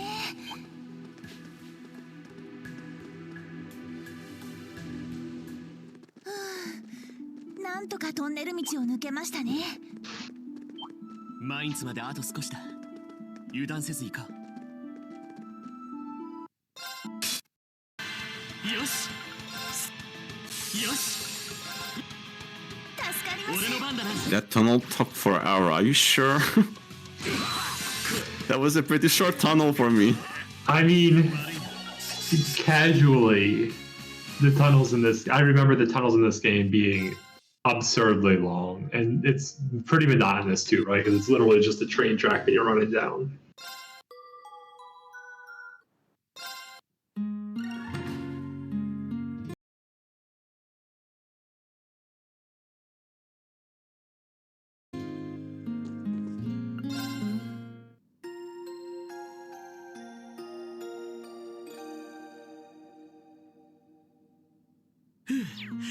生き返るな。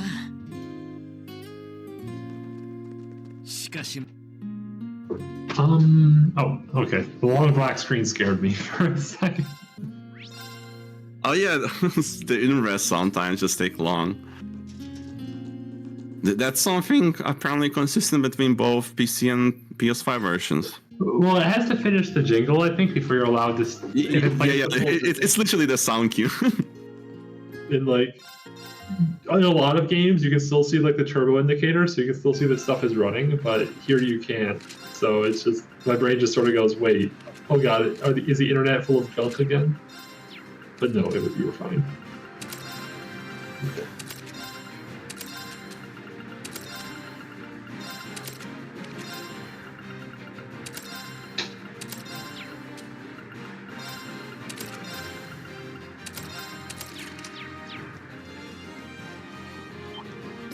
さすがに守りが固い。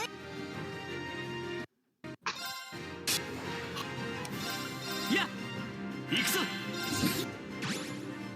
俺の番だな。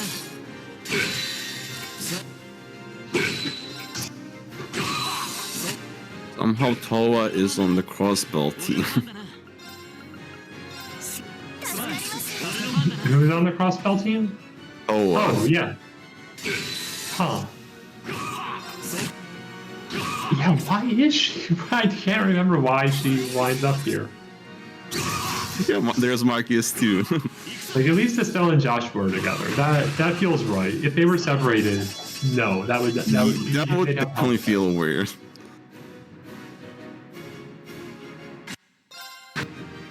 So we're slowly trying to use some Zeren powers now. And yes, there is a master course in this game that makes items become AoE items. So like a Zeren power is cast on the whole party instead of like a single person. Full team CP restored. Nice. Yeah, that's what you love to see.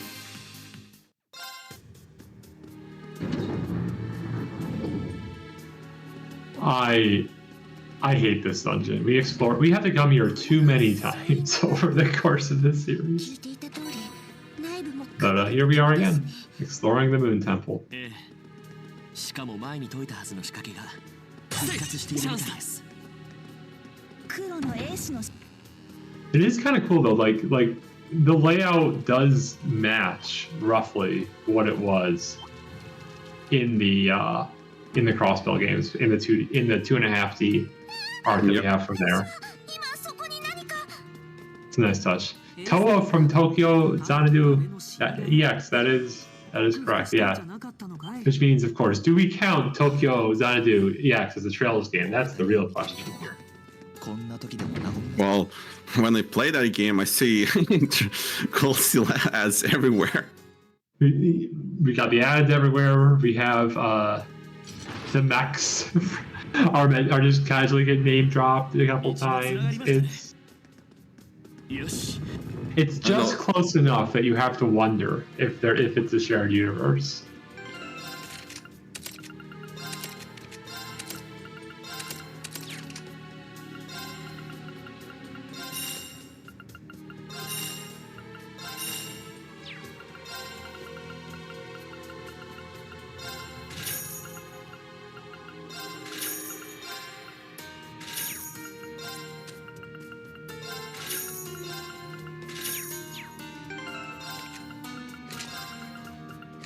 We grab some quartzes and then we upgrade them. That is a lot of new materials. And the new materials in this game drop like candies. They really do, and yet it always feels like you don't have enough. Oh yeah, because some of the upgrades just cost a lot. Yeah, like we have 19, which is nothing in this game. It's so much, and like in Zero, 19 is enough to upgrade everyone's final weapon. But here, 19 is nothing.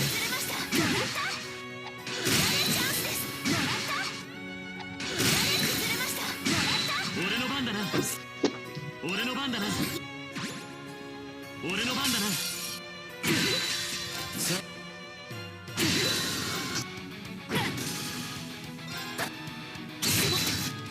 行くぞ。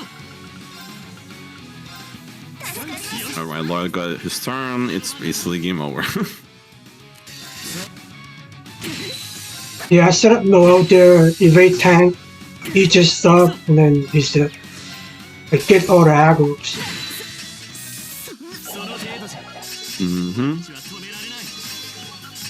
Basically, we're this late in the round where we have set up our party quite well.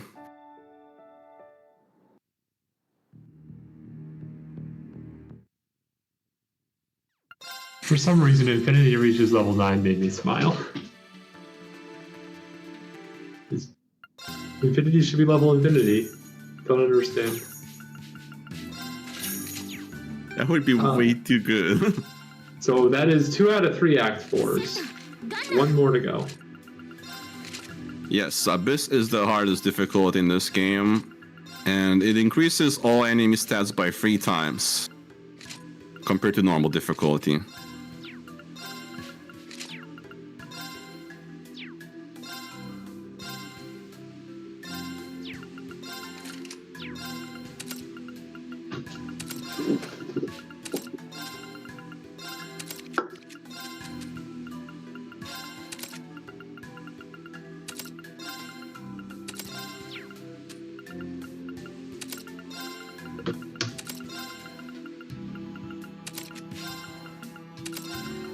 There's so much money of it. Yep.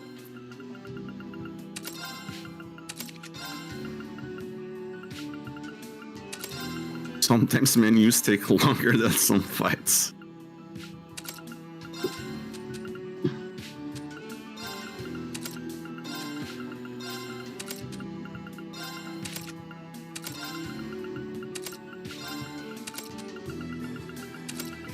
Yeah, casually I like to enjoy just like having everyone have their own special master courts, but the master courts aren't balanced at all. So like just the powerful ones are probably more than 10 times more powerful than the weaker ones. Just gotta swap them all in. I mean, this is like the first time Falcom even made a different difficulty besides Nightmare.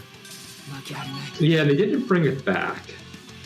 Though I mean, my casual game playthrough was on Nightmare, because the Abyss was patched in later. I never went back to do a casual run of Abyss.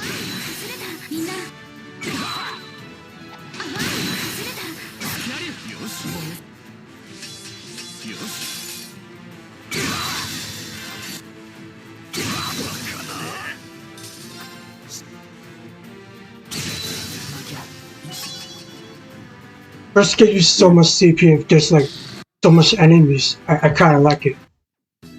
Very situational.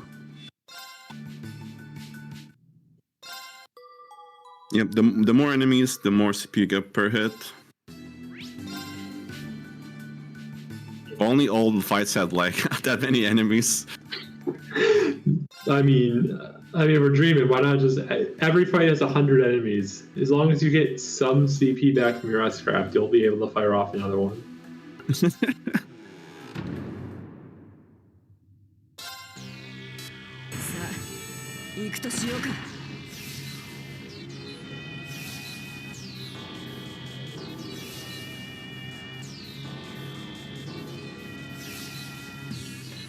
How's my timer like? You are about 155. Oh, okay. Yeah, this part is basically a short break for us. We don't need to get any of the rewards. It would be funny if you could actually do this on Turbo.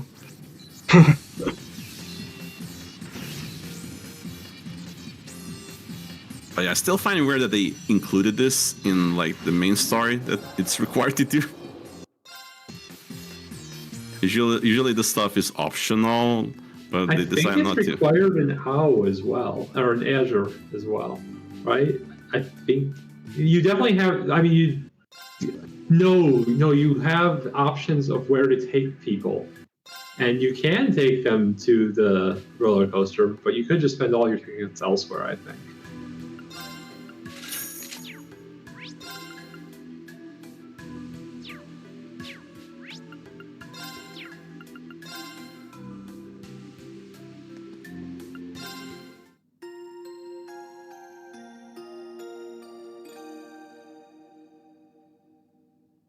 Who is my favorite character in Trails?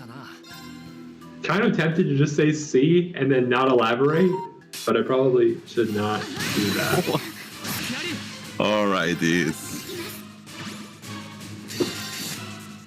But C is a good pick. No one will know which C. Exactly.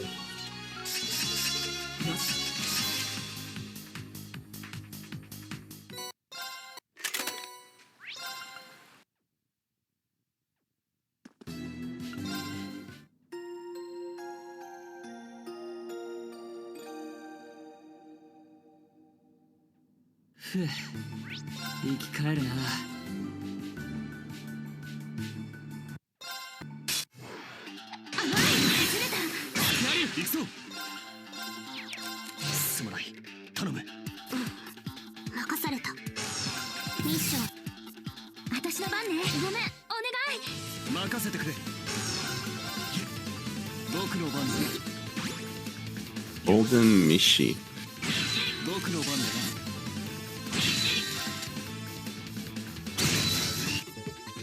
This fight, pretty sure this fight has different music, but I'm trying to remember now. It's been a while. And now to me sounds similar.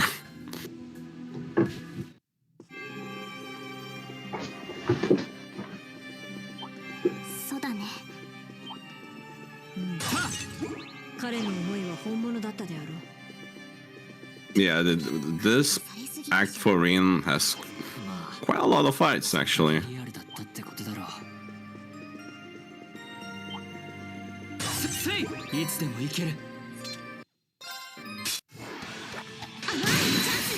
Just grabbing some chests while refilling our charge gauge by destroying some of the objects on the field.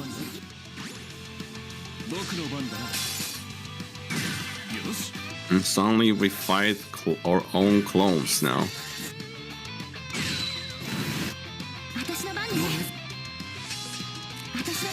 The enemies here actually are different depending which party members you picked for the act. Oh, well, that makes sense. Yeah, that'll just always be literally the mirror of whoever's. Well, it didn't pick everyone who was in the active party. It just people from the. Yeah, it's for the whole. Yeah.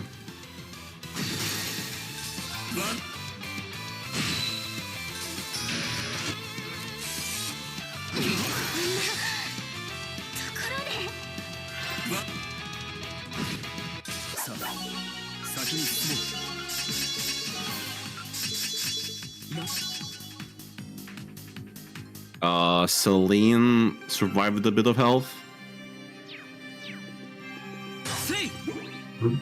I mean, Cat's got 9 lives. That's true. Although she is a real cat.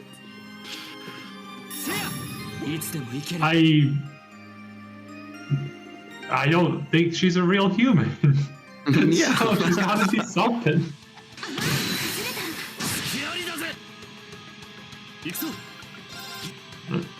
Yeah, I guess. That is getting way too oh my god. What she technically is way too complicated. Just let the poor girl be a cat. Alright, cat it is. I was more yelling at the game than you, but...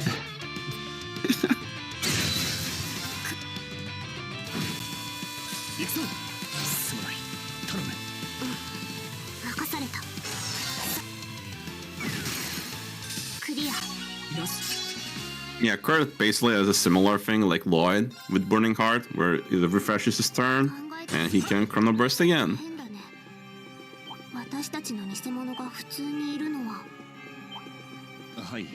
Seems reasonable. いつでもいける。まるでこのメンツで来るのが最初から分かってたみてえだな。嫌な感じだな。手のひらの上とは思いつでもいける。Just gonna step away for a second.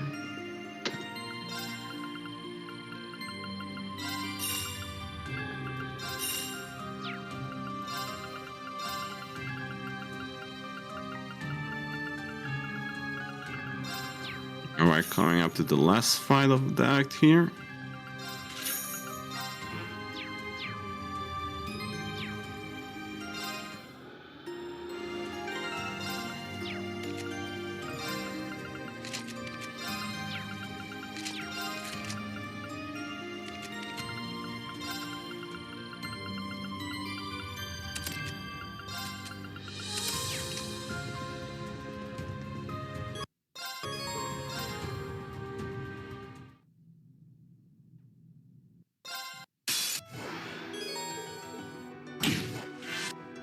よし、すまない。頼む。任された。行くぞ。はあ、くそくだ。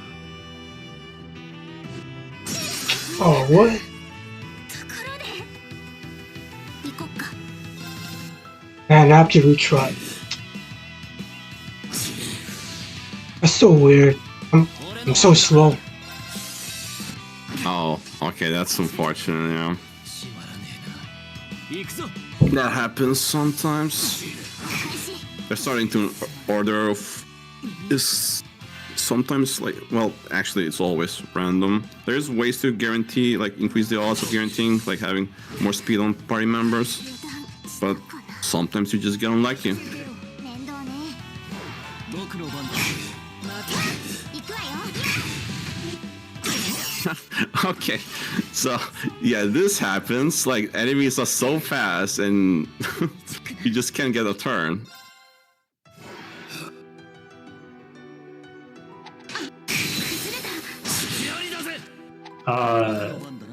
Wow, it's, We are retrying. now I got my turn. So weird. Looks like I've walked into a mistake. No worries. Yeah, like, the boss went way too fast, so he couldn't get a turn. Or more like, yeah. Oh man. よし。それチャージだ。よし。よし。行くぞ。 But yeah, we're just wasting turns to get rid of the disorder. 行くぞ。 And now we can slowly go in. 行くぞ。 So hey, it's Ring Cool Steel. 行くぞ。それ。 I feel like the evil clone should be like 行くぞ。 he needs an eviler name. So Dark Steel.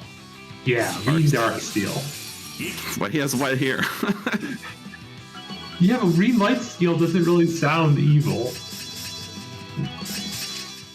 Oh, Light Stealer though. We could call him Reen Light Stealer. White Steel?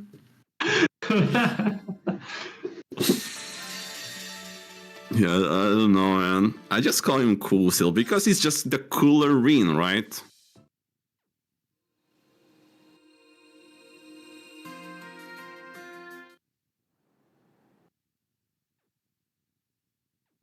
I guess. Anyways, welcome to Act 5. Wait, is it that? Okay, Act 5. I think that's the Oh, final. are we still in Act 4? No, Act 4 was just now. Yeah. This is the finale. Oh, we're in the finale. Okay. Yeah, it's There is final no Act. Act 5. I see.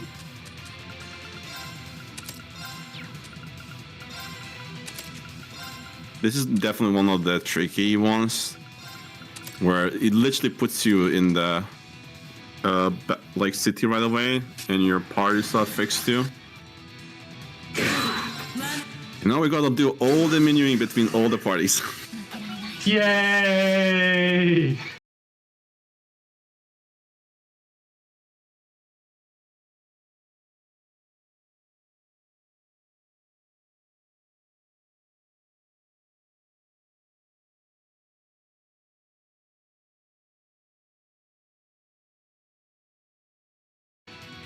Oh man.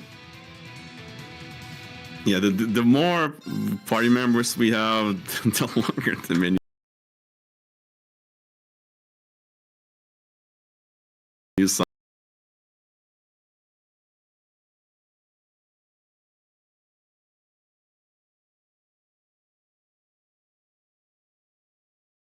suddenly become. Yeah, thankfully we never actually get recruit every character in the game, but oh my goodness, there are too many.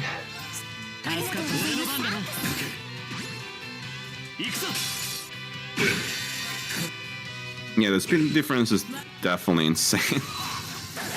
I don't actually remember the Nightmare multipliers, but like the Abyss ones are way too high when you think about it. Yes, 3x. Yep.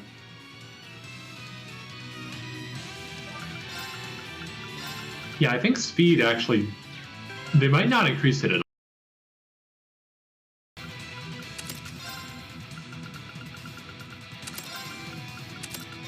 Okay, hopefully this will. Is my stream missing some footage? No, it's fine. It's fine. It's fine. Yeah, no, just a brief hiccup, but we should. I think we're good now. Yeah, it was just a tiny hiccup.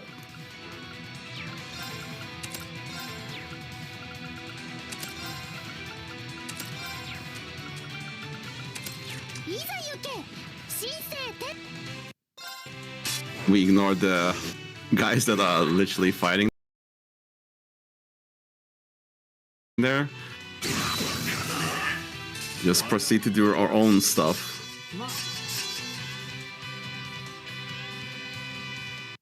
I mean, war breaks out in the streets of Crossbell an awful lot over the course of the series. I feel like the people here are just kind of used to it. Just another day in Crossbell. There's soldiers fighting and dying, but whatever. I'm just gonna go to lunch. Man, I feel so bad for the Crossbell people. They just can't catch a break. They really can't.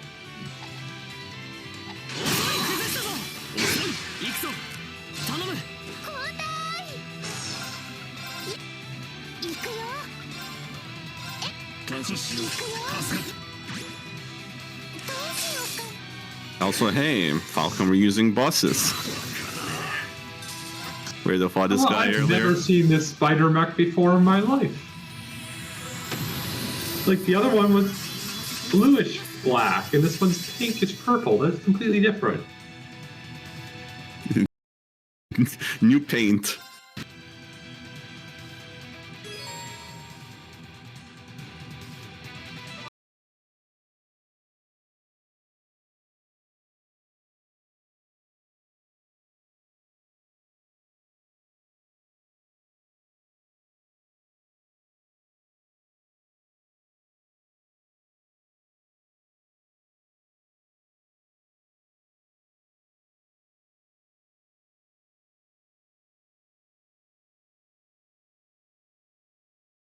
Come on.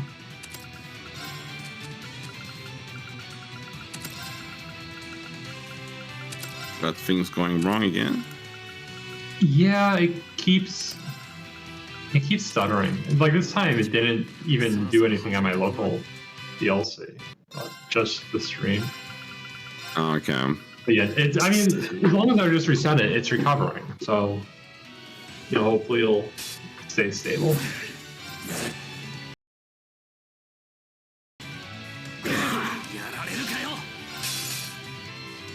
I mean, it's an Abyss run for a reason, right? Yeah.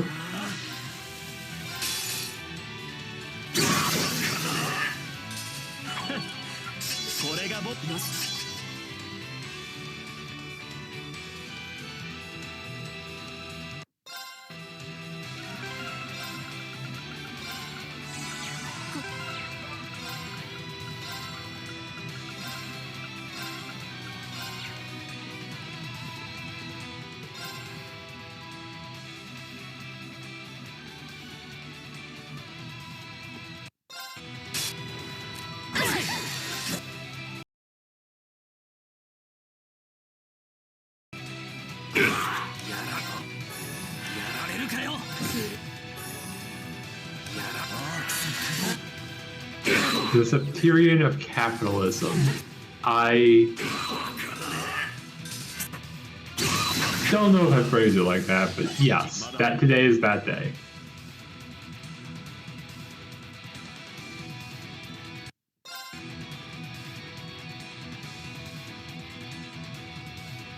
And we are so strong at this point. It's abyss mode and enemies are just dying. Well, technically these fights aren't that strong in the first place. Sure, but it looked cool. Giant mech dying in one strike. Now this is a mech.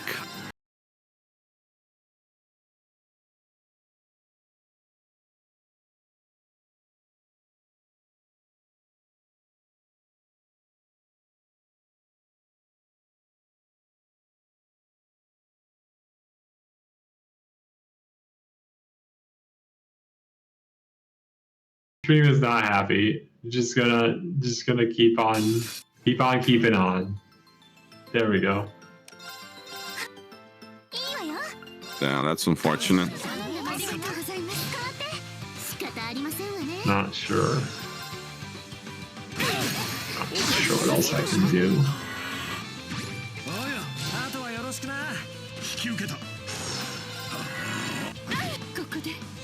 Oh, what? What did Cliff die?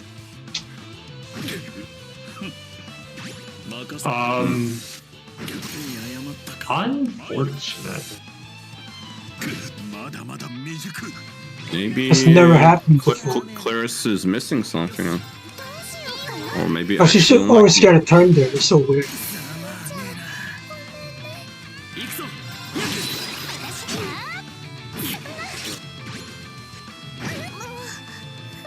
Yeah, I wish there were like a soft reset you could do for a fight, but unfortunately there is not. Just gotta wait until they take you out.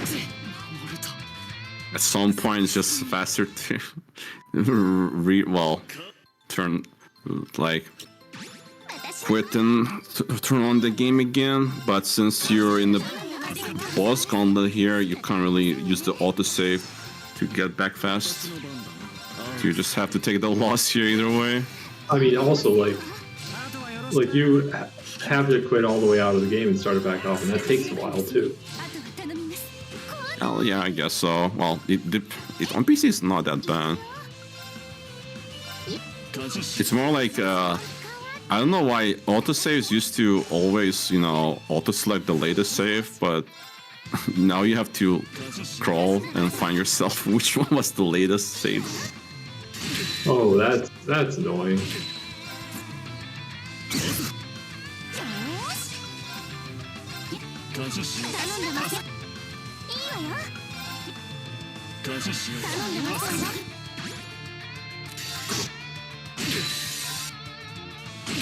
But yeah, since we're in the end game now, technically, we finally get to use some of the Zerum powder resources. And as you can see, even with that many S-crafts, it still takes that long to defeat the bosses.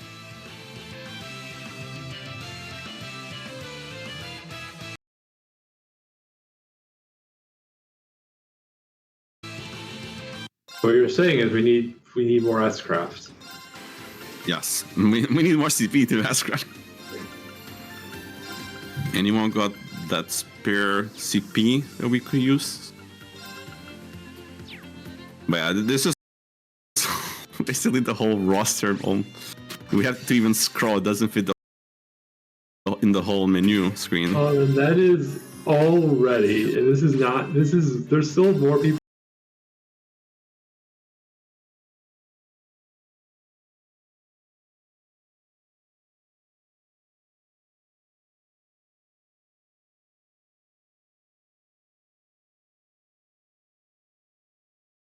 We could recruit. This is already 40 characters. Yeah. It's so many. Yeah, some characters are just locked behind the gacha. I still hate them for putting gacha into this series. Why?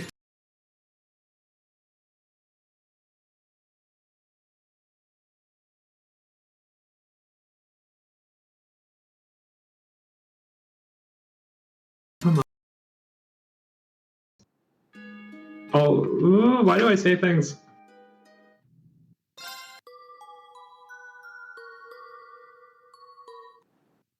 Come on.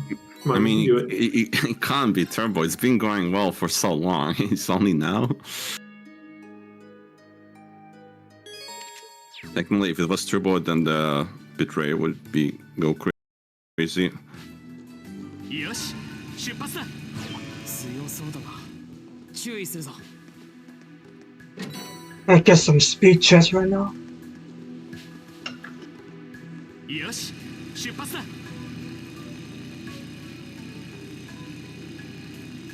強敵発見警戒してください And the thing is, like, you can only use those characters in the Reverie Corridor. You can't even use them here. Like, I guess you could grab their orders. Yeah, their orders are available for you. Like, all I mean, the not everyone parties. knows how to ride a motorcycle. This makes perfect sense. Or excuse me, an orbital bike. There we go. Yes, the horrible bike.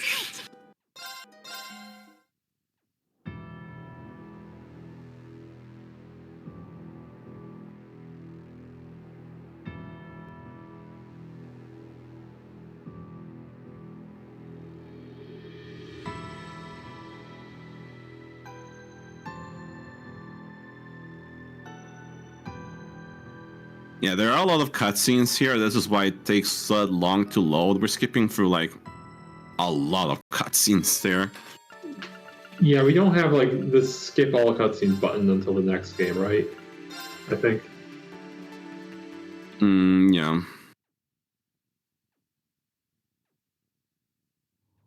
That was a quick peek at the all the party members available right now. So yeah, we have to split two parties here. One Lloyd leads, and the other one Rian leads.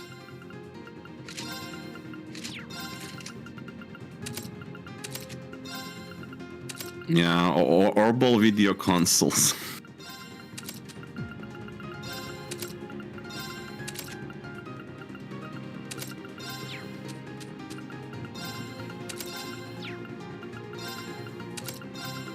So is it a play orbital PlayStation or a play orbital station or a PlayStation orbital?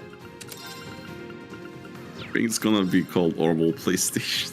Orbital Station, maybe. I don't know what they will come up with. 天の雷の方針や根幹となるシステムは軍需工場で作っていたみたいだけど AI による情報操作と高性能ステルス装置放っておけばさらなる脅威すら生み出す絶対に止めてみせます俺たち全員の手で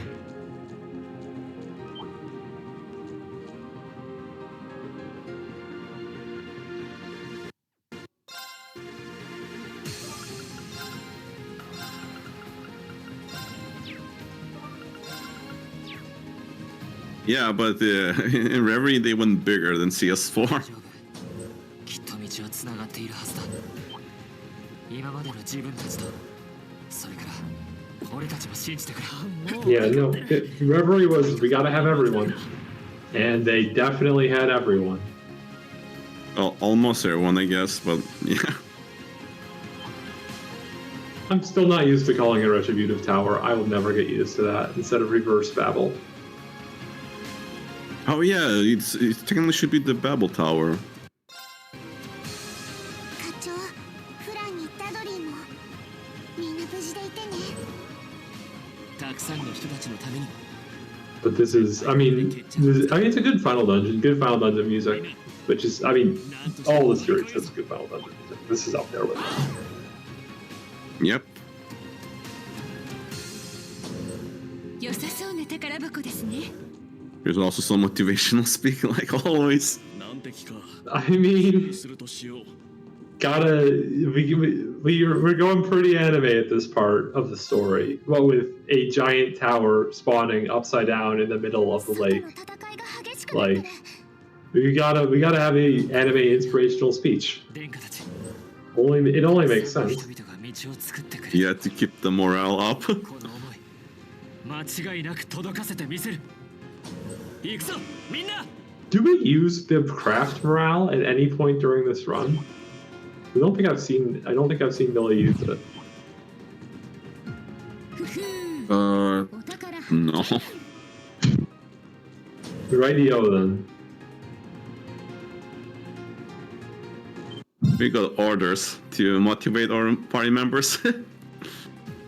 That's a good point. Yeah, why waste a turn giving yourself buffs when you can just do it for free?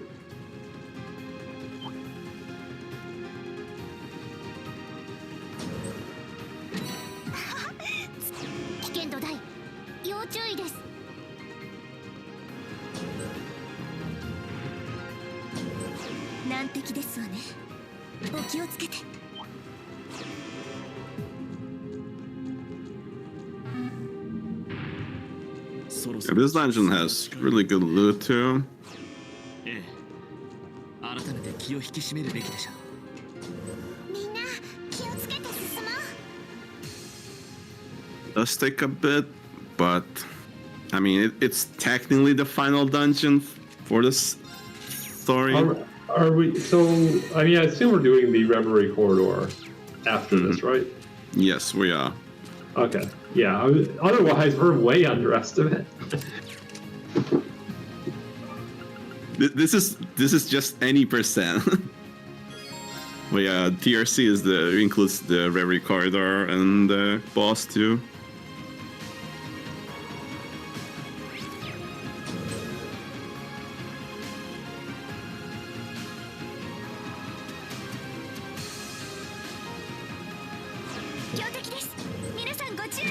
Even though the corridor can be so random, I always prefer running whatever the game has to offer instead of just like any percent story or something like that. Yeah, I mean, it's kind of weird for this one because, like, playing in Japanese, the Reverie Corridor stuff was the final floors of the Reverie Corridor, I should say, the post-game stuff. That was all free DLC. So, like, it feels more natural to not include it when you're thinking of it from that version. But in the English version, where you just had it from the start, like, yeah, why not just do the whole game? Mm-hmm.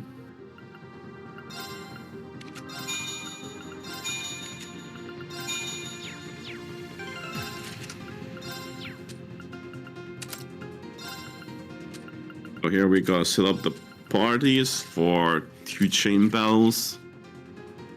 One side will fight a different boss.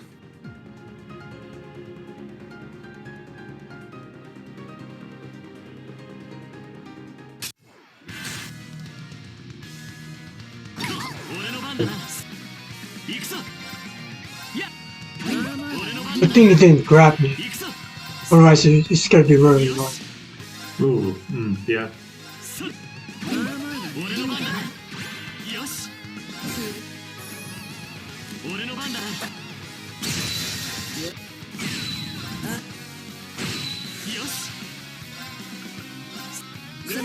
We're doing the Reverie Corridor, no worries. This is not the final dungeon yet.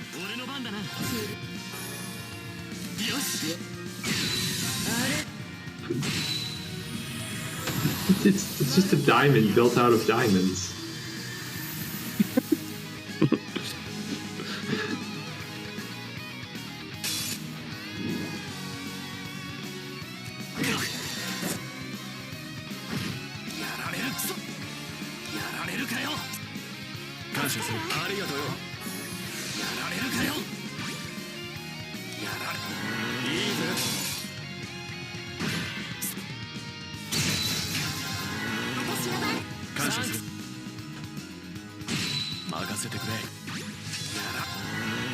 How convenient that Crow has a self buff that gives large buffs for all the stats and it lasts 7 turns.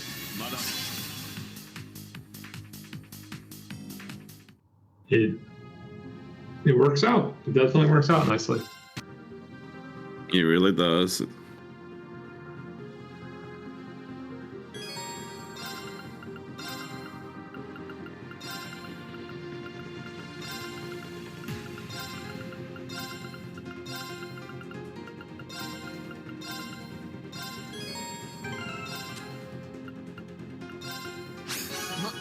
んなもんだろ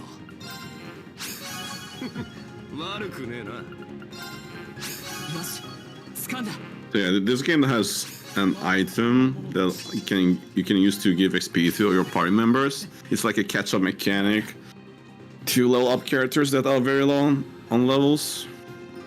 Yeah, I need the levels for the mech fight upcoming. For the upcoming mech fight and some party members that you'll use in the Reverie Corridor to unlock their upgraded ice crafts.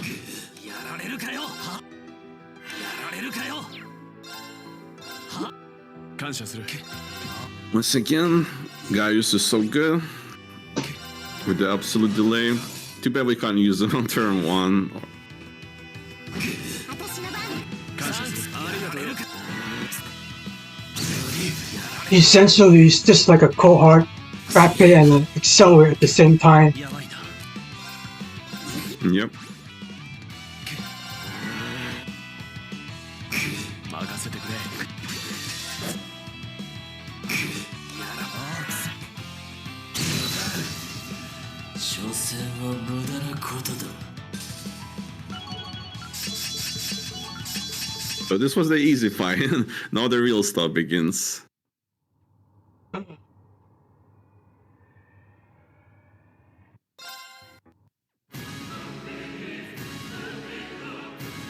Let's see if I could like skip the second enhanced state today. 行くわよチャンス行きますね So some tutorials this late in the game. But yes, there's still a mech fighting even in this game. 私の番ねチャンス行くわ I mean, this isn't even the first game in the series to just suddenly have a mech fight in the final dungeon after not having that for the whole entire game. When I was playing this, I was wondering, when will it come? Like, will they actually do a game without it? Are you saying that your Cold Steel experience is not complete without Cold Steel raising his hand into the air and saying, "Come, Valimar"? Because if so, I Pretty kind of much. agree. It definitely is not a coastal game if he doesn't do that.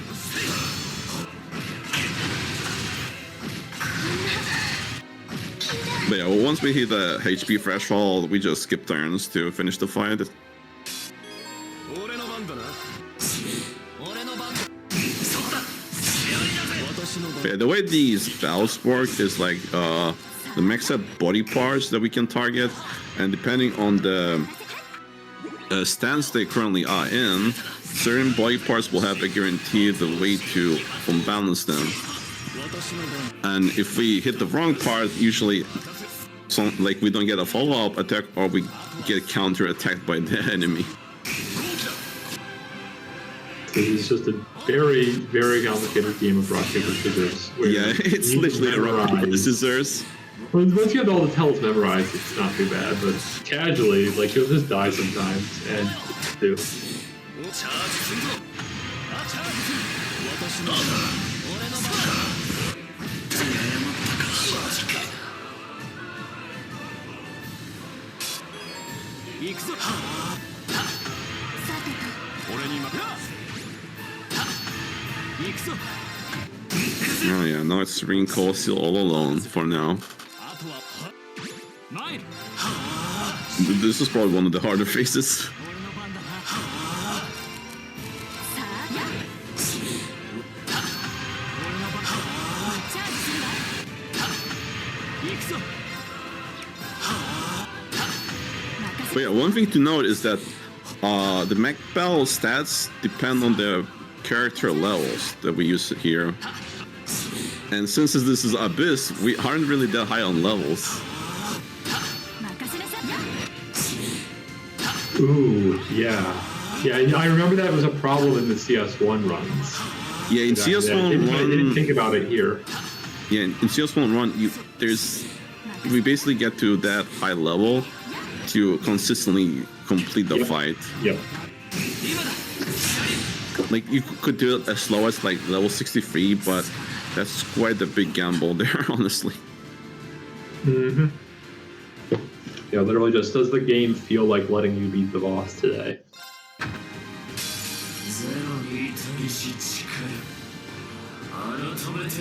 Now the actual fight starts. 協力する。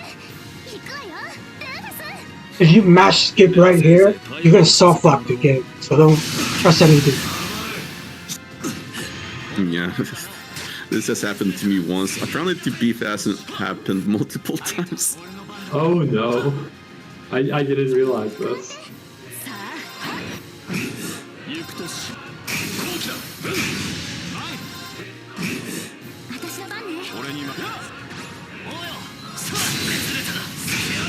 私の番ね。 Dara is probably the best support here because she applies like a large debuff, speed down and strength. Speed down is probably the most important one because it delays the boss a lot more. But the strength down is also quite a nice addition.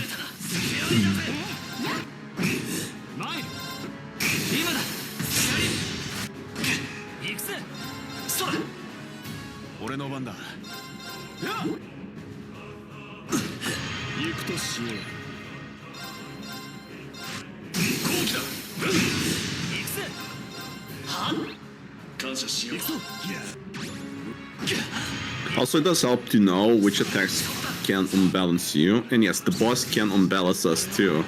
So when it's casting an art, that cannot unbalance. When he's casting like an AoE attack, that cannot unbalance as well.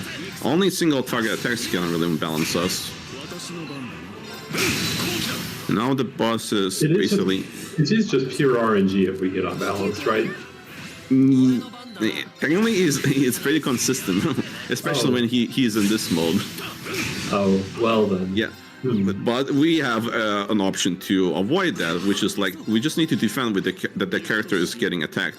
Yeah, yeah. And he cannot unbalance us.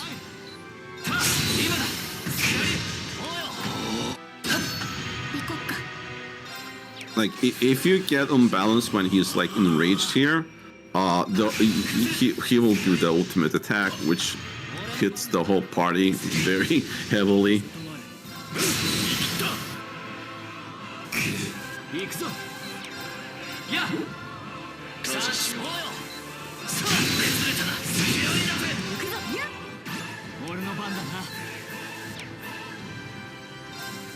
Oh wow, dude. He is so delayed. That's pretty good.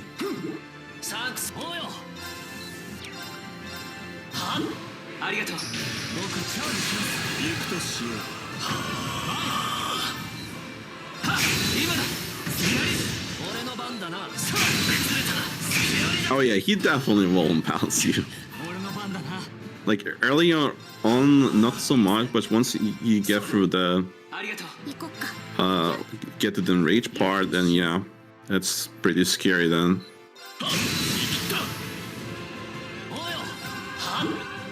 I can definitely see that. So Billy right now is trying to get the boss in a certain HP range, so he can burst and hope for good damage rolls to skip an enrage phase. Because the boss has one more at this point health. Ah, unfortunate bad damage rolls.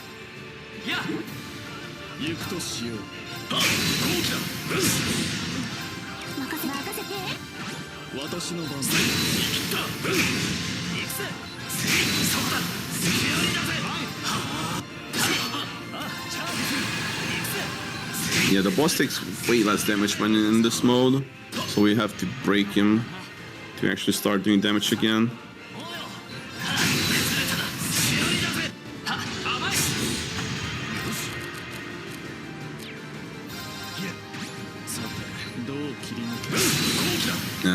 Ring with the morning moon.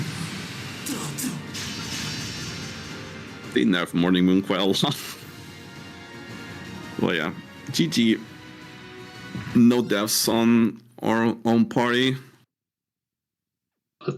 Awesome, let's go. I don't remember if we got more phases of this final boss to go, or if we are moved. It looks like or if we're moving on. It looks like we have more phases. Well, yeah, it's just a different fight now. I mean, I'm sure. This boss just refuses to. Yeah, I remember it was long. That's really all I remember about this final boss.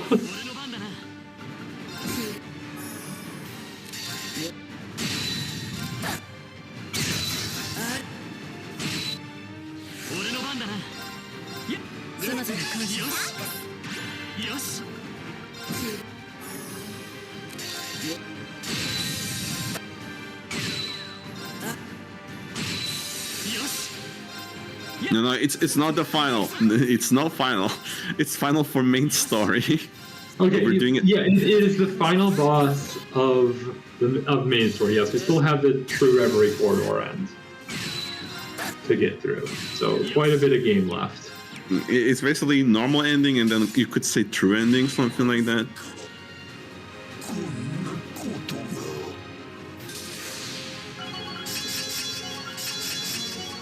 Like, I mean, so the Reverie Corridor has slowly been expanding over the course of the entire game, but I don't think we didn't do anything besides that first trip in, right? Yeah, the first trip was required. Yep. And now we'll continue from floor 4. We can skip floor 2 and 3. Yay! And there are. Oh, like we can talk more about that when we get there. Which we're almost there, so maybe we can talk about now. How many floors are there total? I don't remember. It's like 5, 6, 7, 0 stratum. So 8, I guess. So that's number of stratums, but whatever. It's big. It is a big boy dungeon. Finish out this game. Yeah, we gotta climb up the tower one more time. I mean, we've also been in the retributive tower for a long time too. What do you mean? It's the Babel Tower. It's the reverse Babel Tower. Yeah, exactly. It's so much easier to say. Yeah. No idea what localization team was thinking about. Yeah. I mean, reverse Babel doesn't really make sense, to be fair, but still. They could just call it Babel Tower. Wait, how's the timer there? You are at 2:38.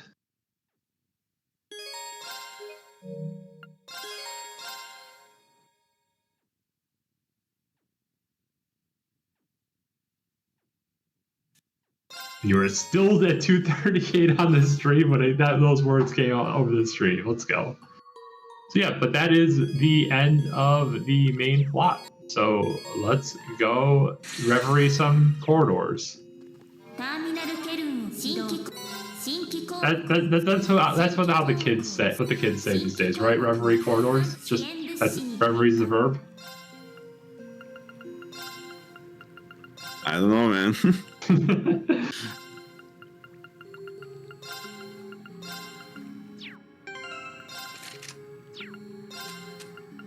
But yeah, we just grab now our team that we'll be using for the rest of the Reverie Corridor.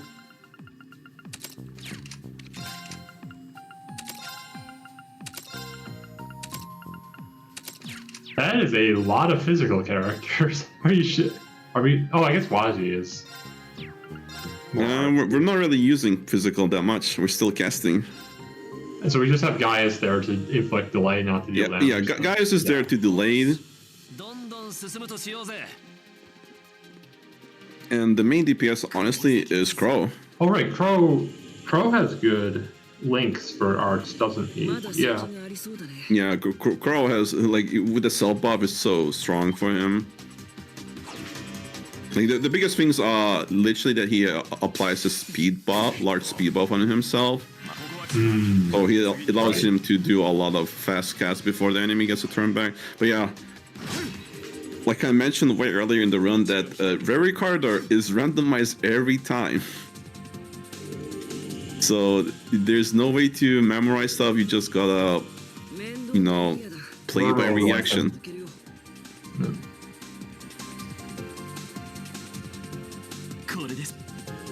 So like some of these floors, for example, like this one, it's fine. You can like look up and sometimes see the exit, but some floors just have walls and you don't know where the exit is.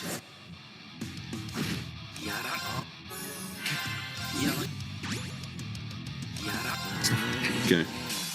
Some of these fights here should go pretty fast because technically we were supposed to do this spell like way earlier in the story. I mean, I feel like we just got hit like a truck there for a second. Even so.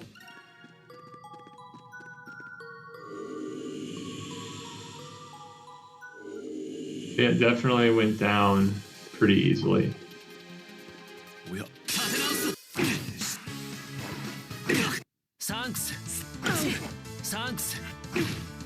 Uh-oh, this could be bad.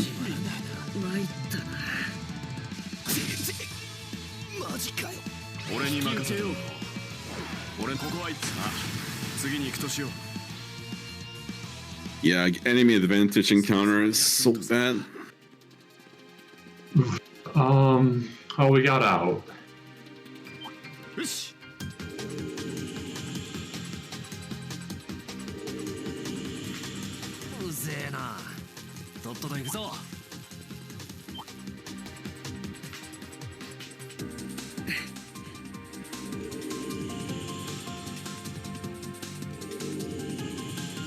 You guys are really obsessed with gambling, huh?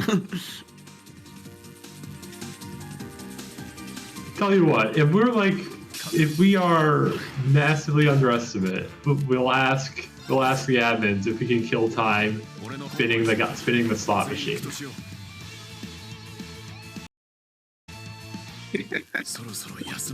Spinning the slot machine, yep.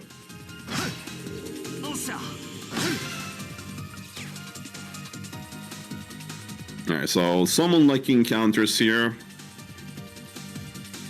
but not really much we can do, and yeah, it's not really great layout, we gotta go back.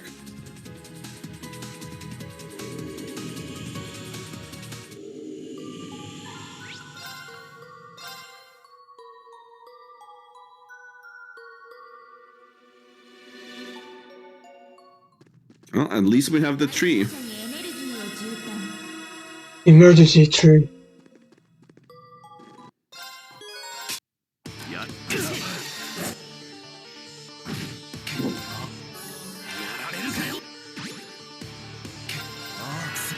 No. You can probably question a lot of things. Why there's a whale and why there's like a temple on its back. I stopped questioning whales in this series several games ago. I just accept them now. Oh, this one is quite unique.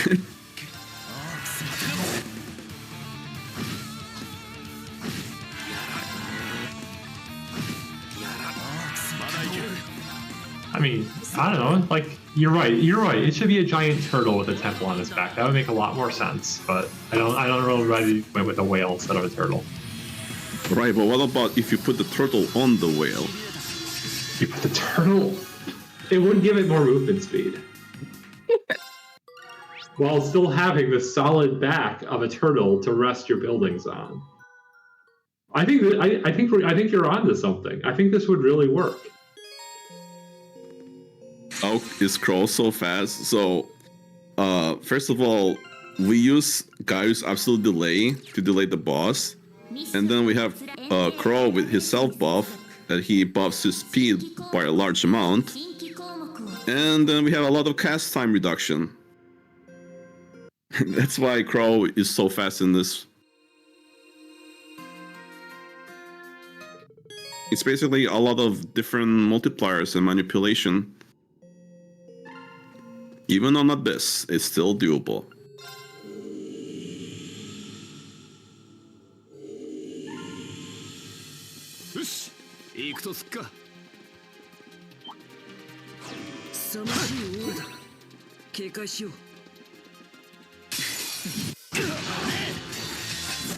Oh, that's a dead end.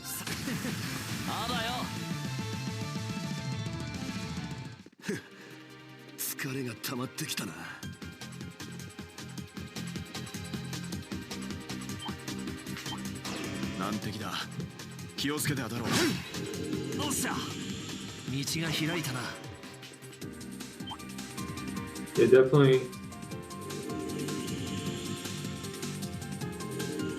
Definitely hard to locate anything now that we have giant walls in the way.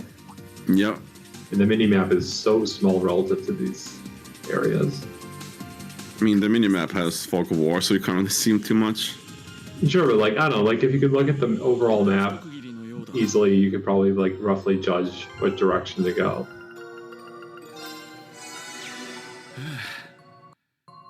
Like just at least figure out where open space is. Hey, we're already on the midpoint of the 5th stratum. Yeah, the early ones aren't that too long.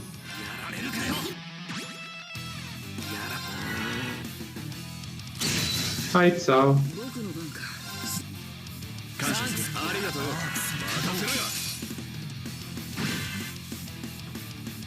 Oh, we have apparently hit the point where we can't quite. Oh, well, at least we got the mobs down, but yeah. Stuff is starting to survive a bit better.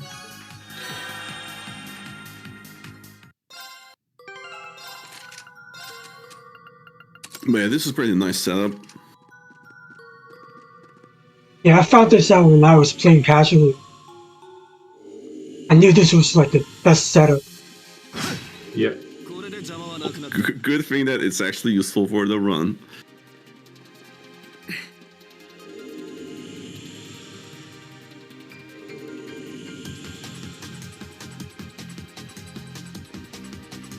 It's because of the Regulus Master Quadrant that cuts your delay in half when you S-brick. Oh, you use that too? That's nice.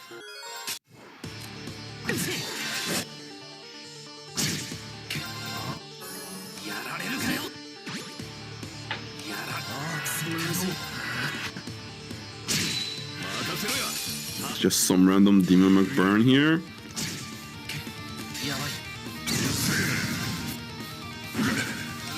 This could start out art right there. Pretty cool thing.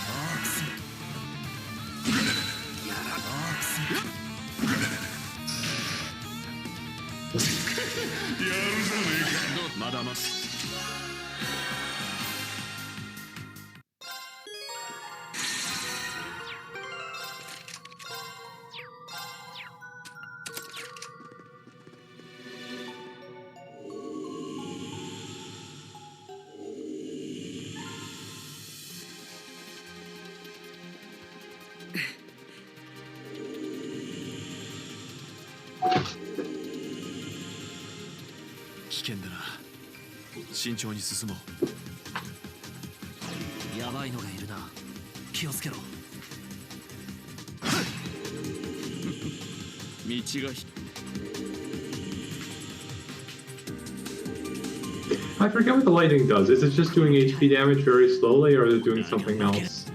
When you enter the battle, you will start with the seal debuff on everyone. Oh, that is rude. That is really rude. These floors are being nice.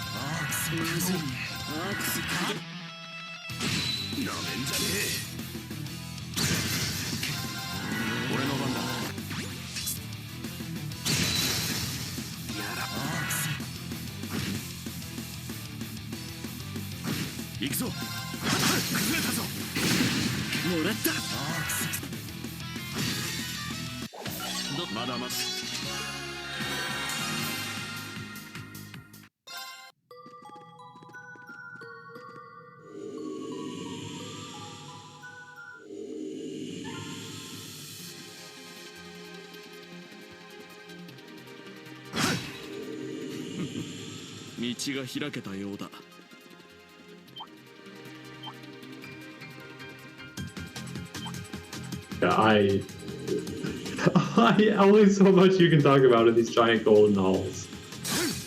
Sometimes. Well, I guess I could say that, like, makes me appreciate CS2 Reverie Corridor a bit more when I see this. You feel like it's more, they were more creative, or just that it's shorter? No, at least for the speedrun, like, at least I knew where the exit was. I could, like, scout. But here, when you get with the Vols floors, I'm like, oh no. Oh, yeah. There's a barrier.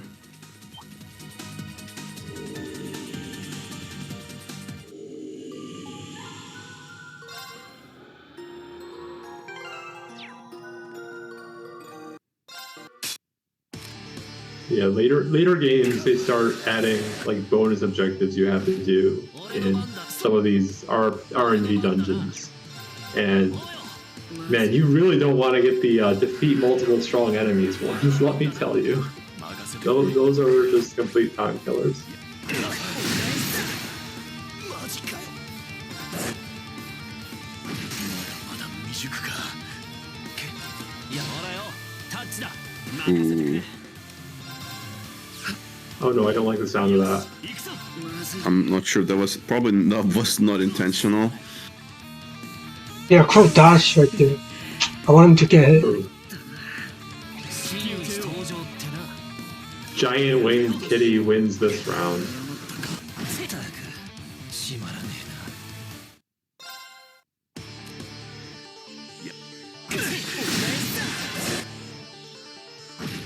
なやられる Oh, Kind of cute. I should put some wings on a real life kitty.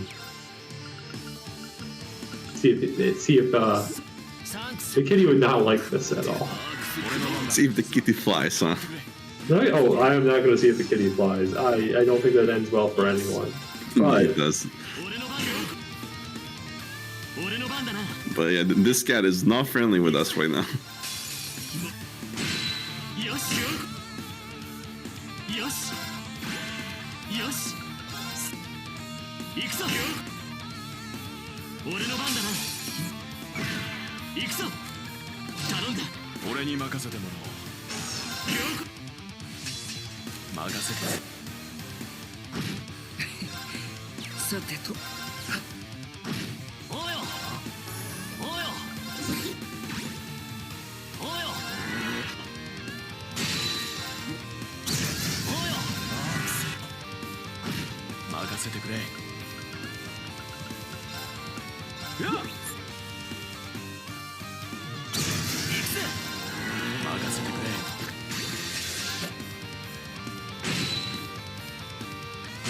行くぜおうよおうよ俺の番だなおうよなめんじゃねえ。サンクス俺の番だな can't name the kitty. I wonder if it feels like it's Egyptian themed, and I wonder if the name of the kitty is like actually Egyptian too.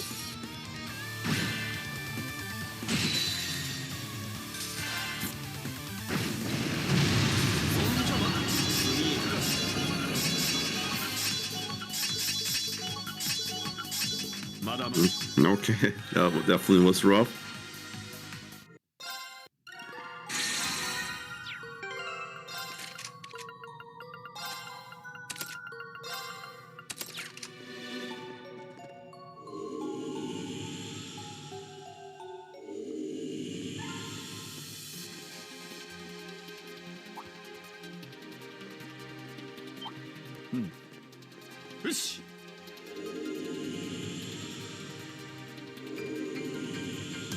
Oh, that was an easy floor.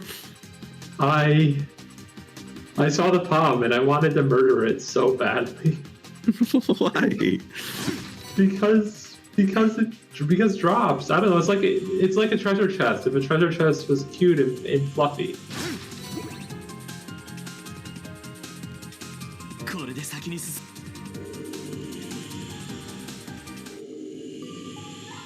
Oh, Maybe it's no. more like a pinata than a treasure chest. Yep. やられいいぜ。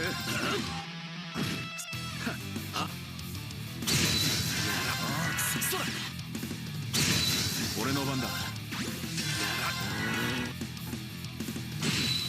られ行くぞ。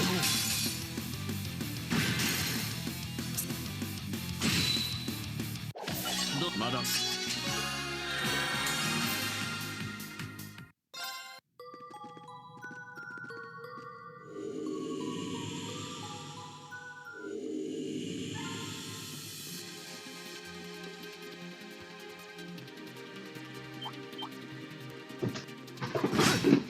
おっしゃ道が開いたな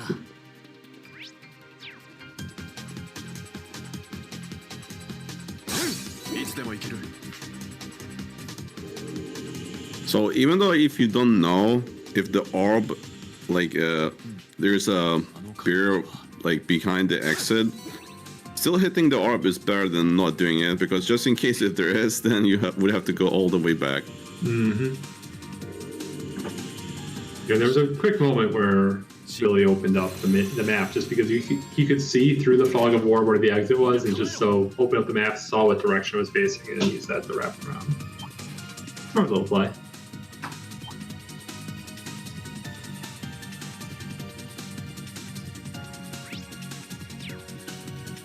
And this looks way darker on stream. It really does. Yeah, so if you get a fight in this, you're literally blinded, right? Yeah, you get the blind debuff. Which is, I will take over the faint debuff, or whatever debuff, or the stun debuff, whichever one it was in the last floor. It was seal. Seal, paralyzed seal. Yep, there, yes.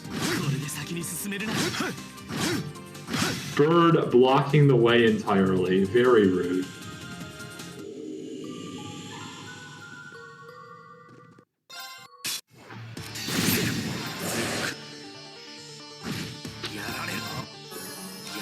Oh, everyone's low health. Perfect.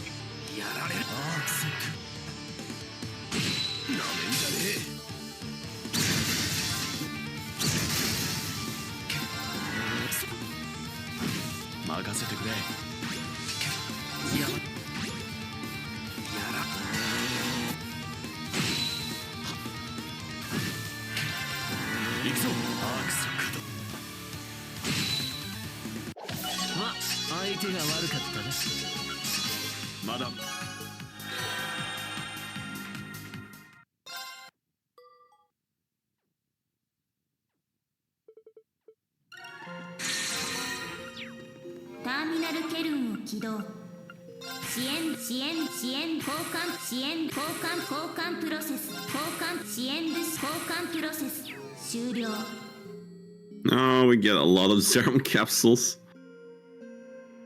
and powders too.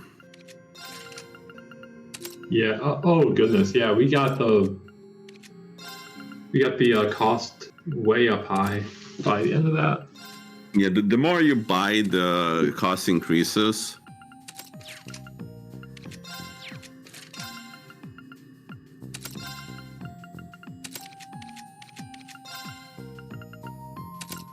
Too bad there's no limited exchange rate.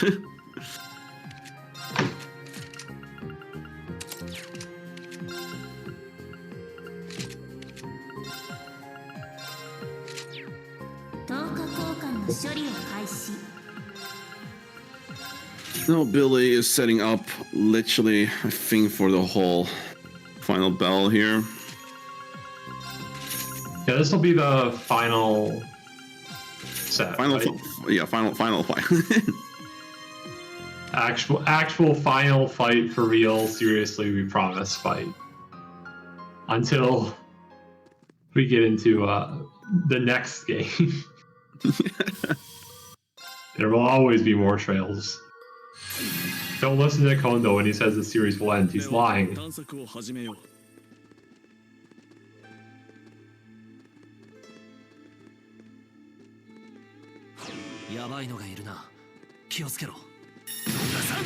And so it begins, he says, 3 hours into the speedrun.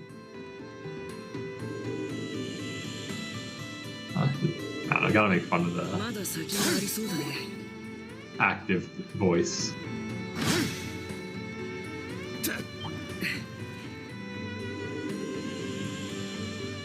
Yeah, not much left now.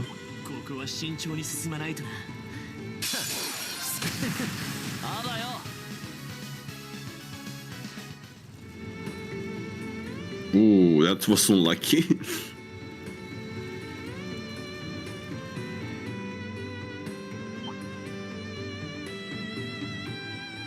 Also, the floor is lava, I guess.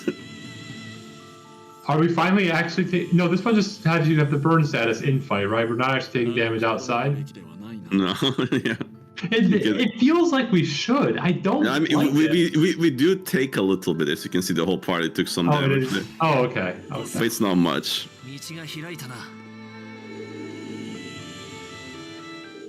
and the utter blackness of the abyss.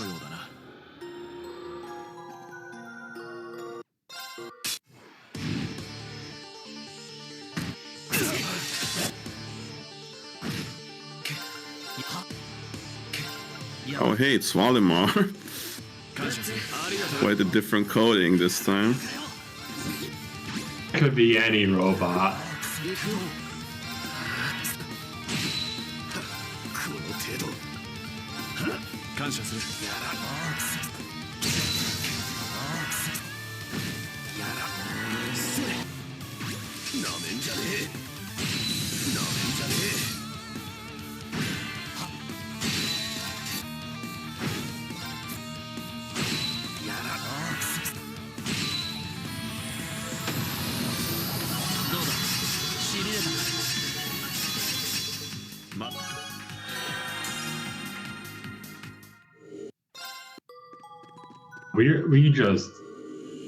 They're just melting. Yep. Girl doing some serious work. 難敵か。っ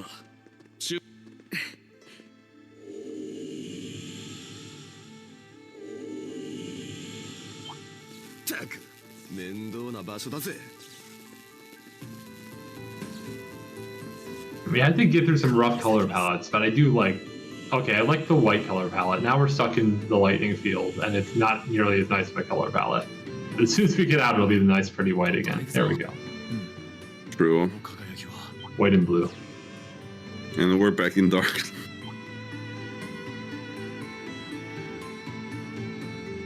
この気配はだが負けられない。道が開いたようだ。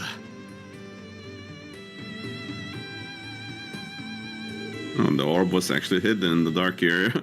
Wow, that is rude. 面倒なエリアだ。さっさと抜け。このオーラは気合を入れんぞ。風をここ。あ、次に行くとしよ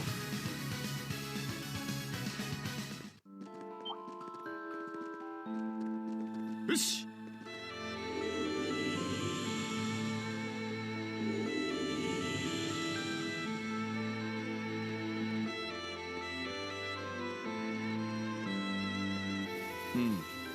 長くとどまるべきではないな。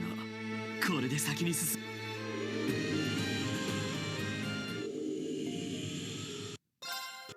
Man, it is just so much dungeon. Oh, that's so much. The mirror on. Okay. We are here. It is time.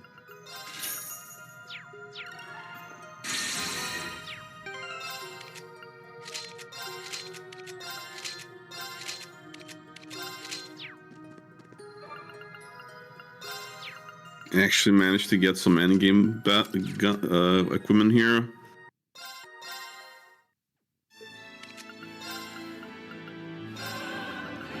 Alright, let's see how this goes.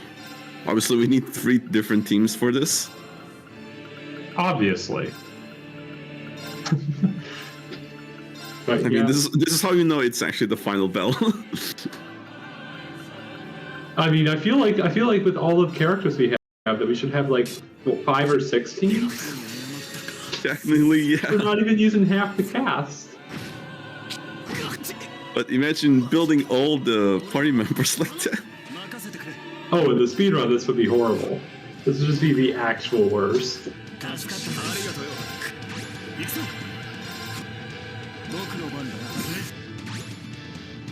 Oh, imagine actually the revive of Zerum powers capsules come in handy here. Yep.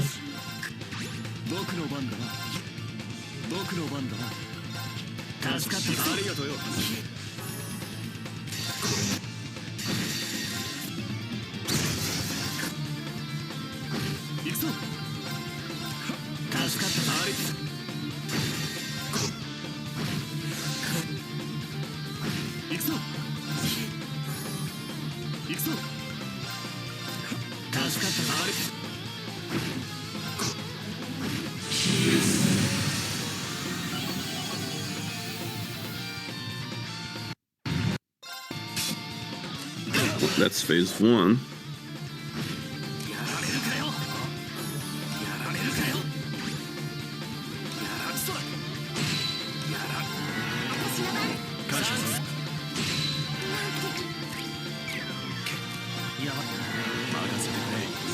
Yeah, I think casually I did try to like build everyone, but I eventually gave up when they started making it so like the best accessories were for each character were gacha accessories, and everyone had their own gacha accessory that you had to roll separately. And I'm like, no, we're done here.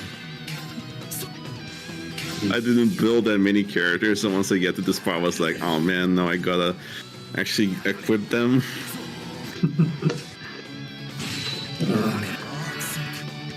You know, like I was like constantly cycling through parties, getting like I really like so many different party combinations will have special post-battle little cutscenes, and I love those. They were cute. Yeah. Oh hey, we leveled up on the final boss. Let's go. I don't know why that gives you XP. That's so weird. But yeah.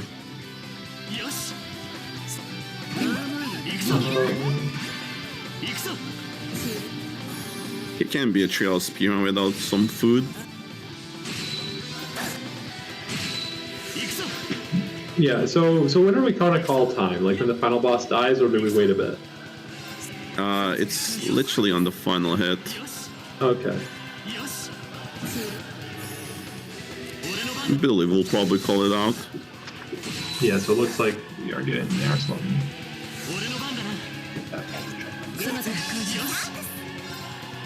Oh yeah, we are so underestimate.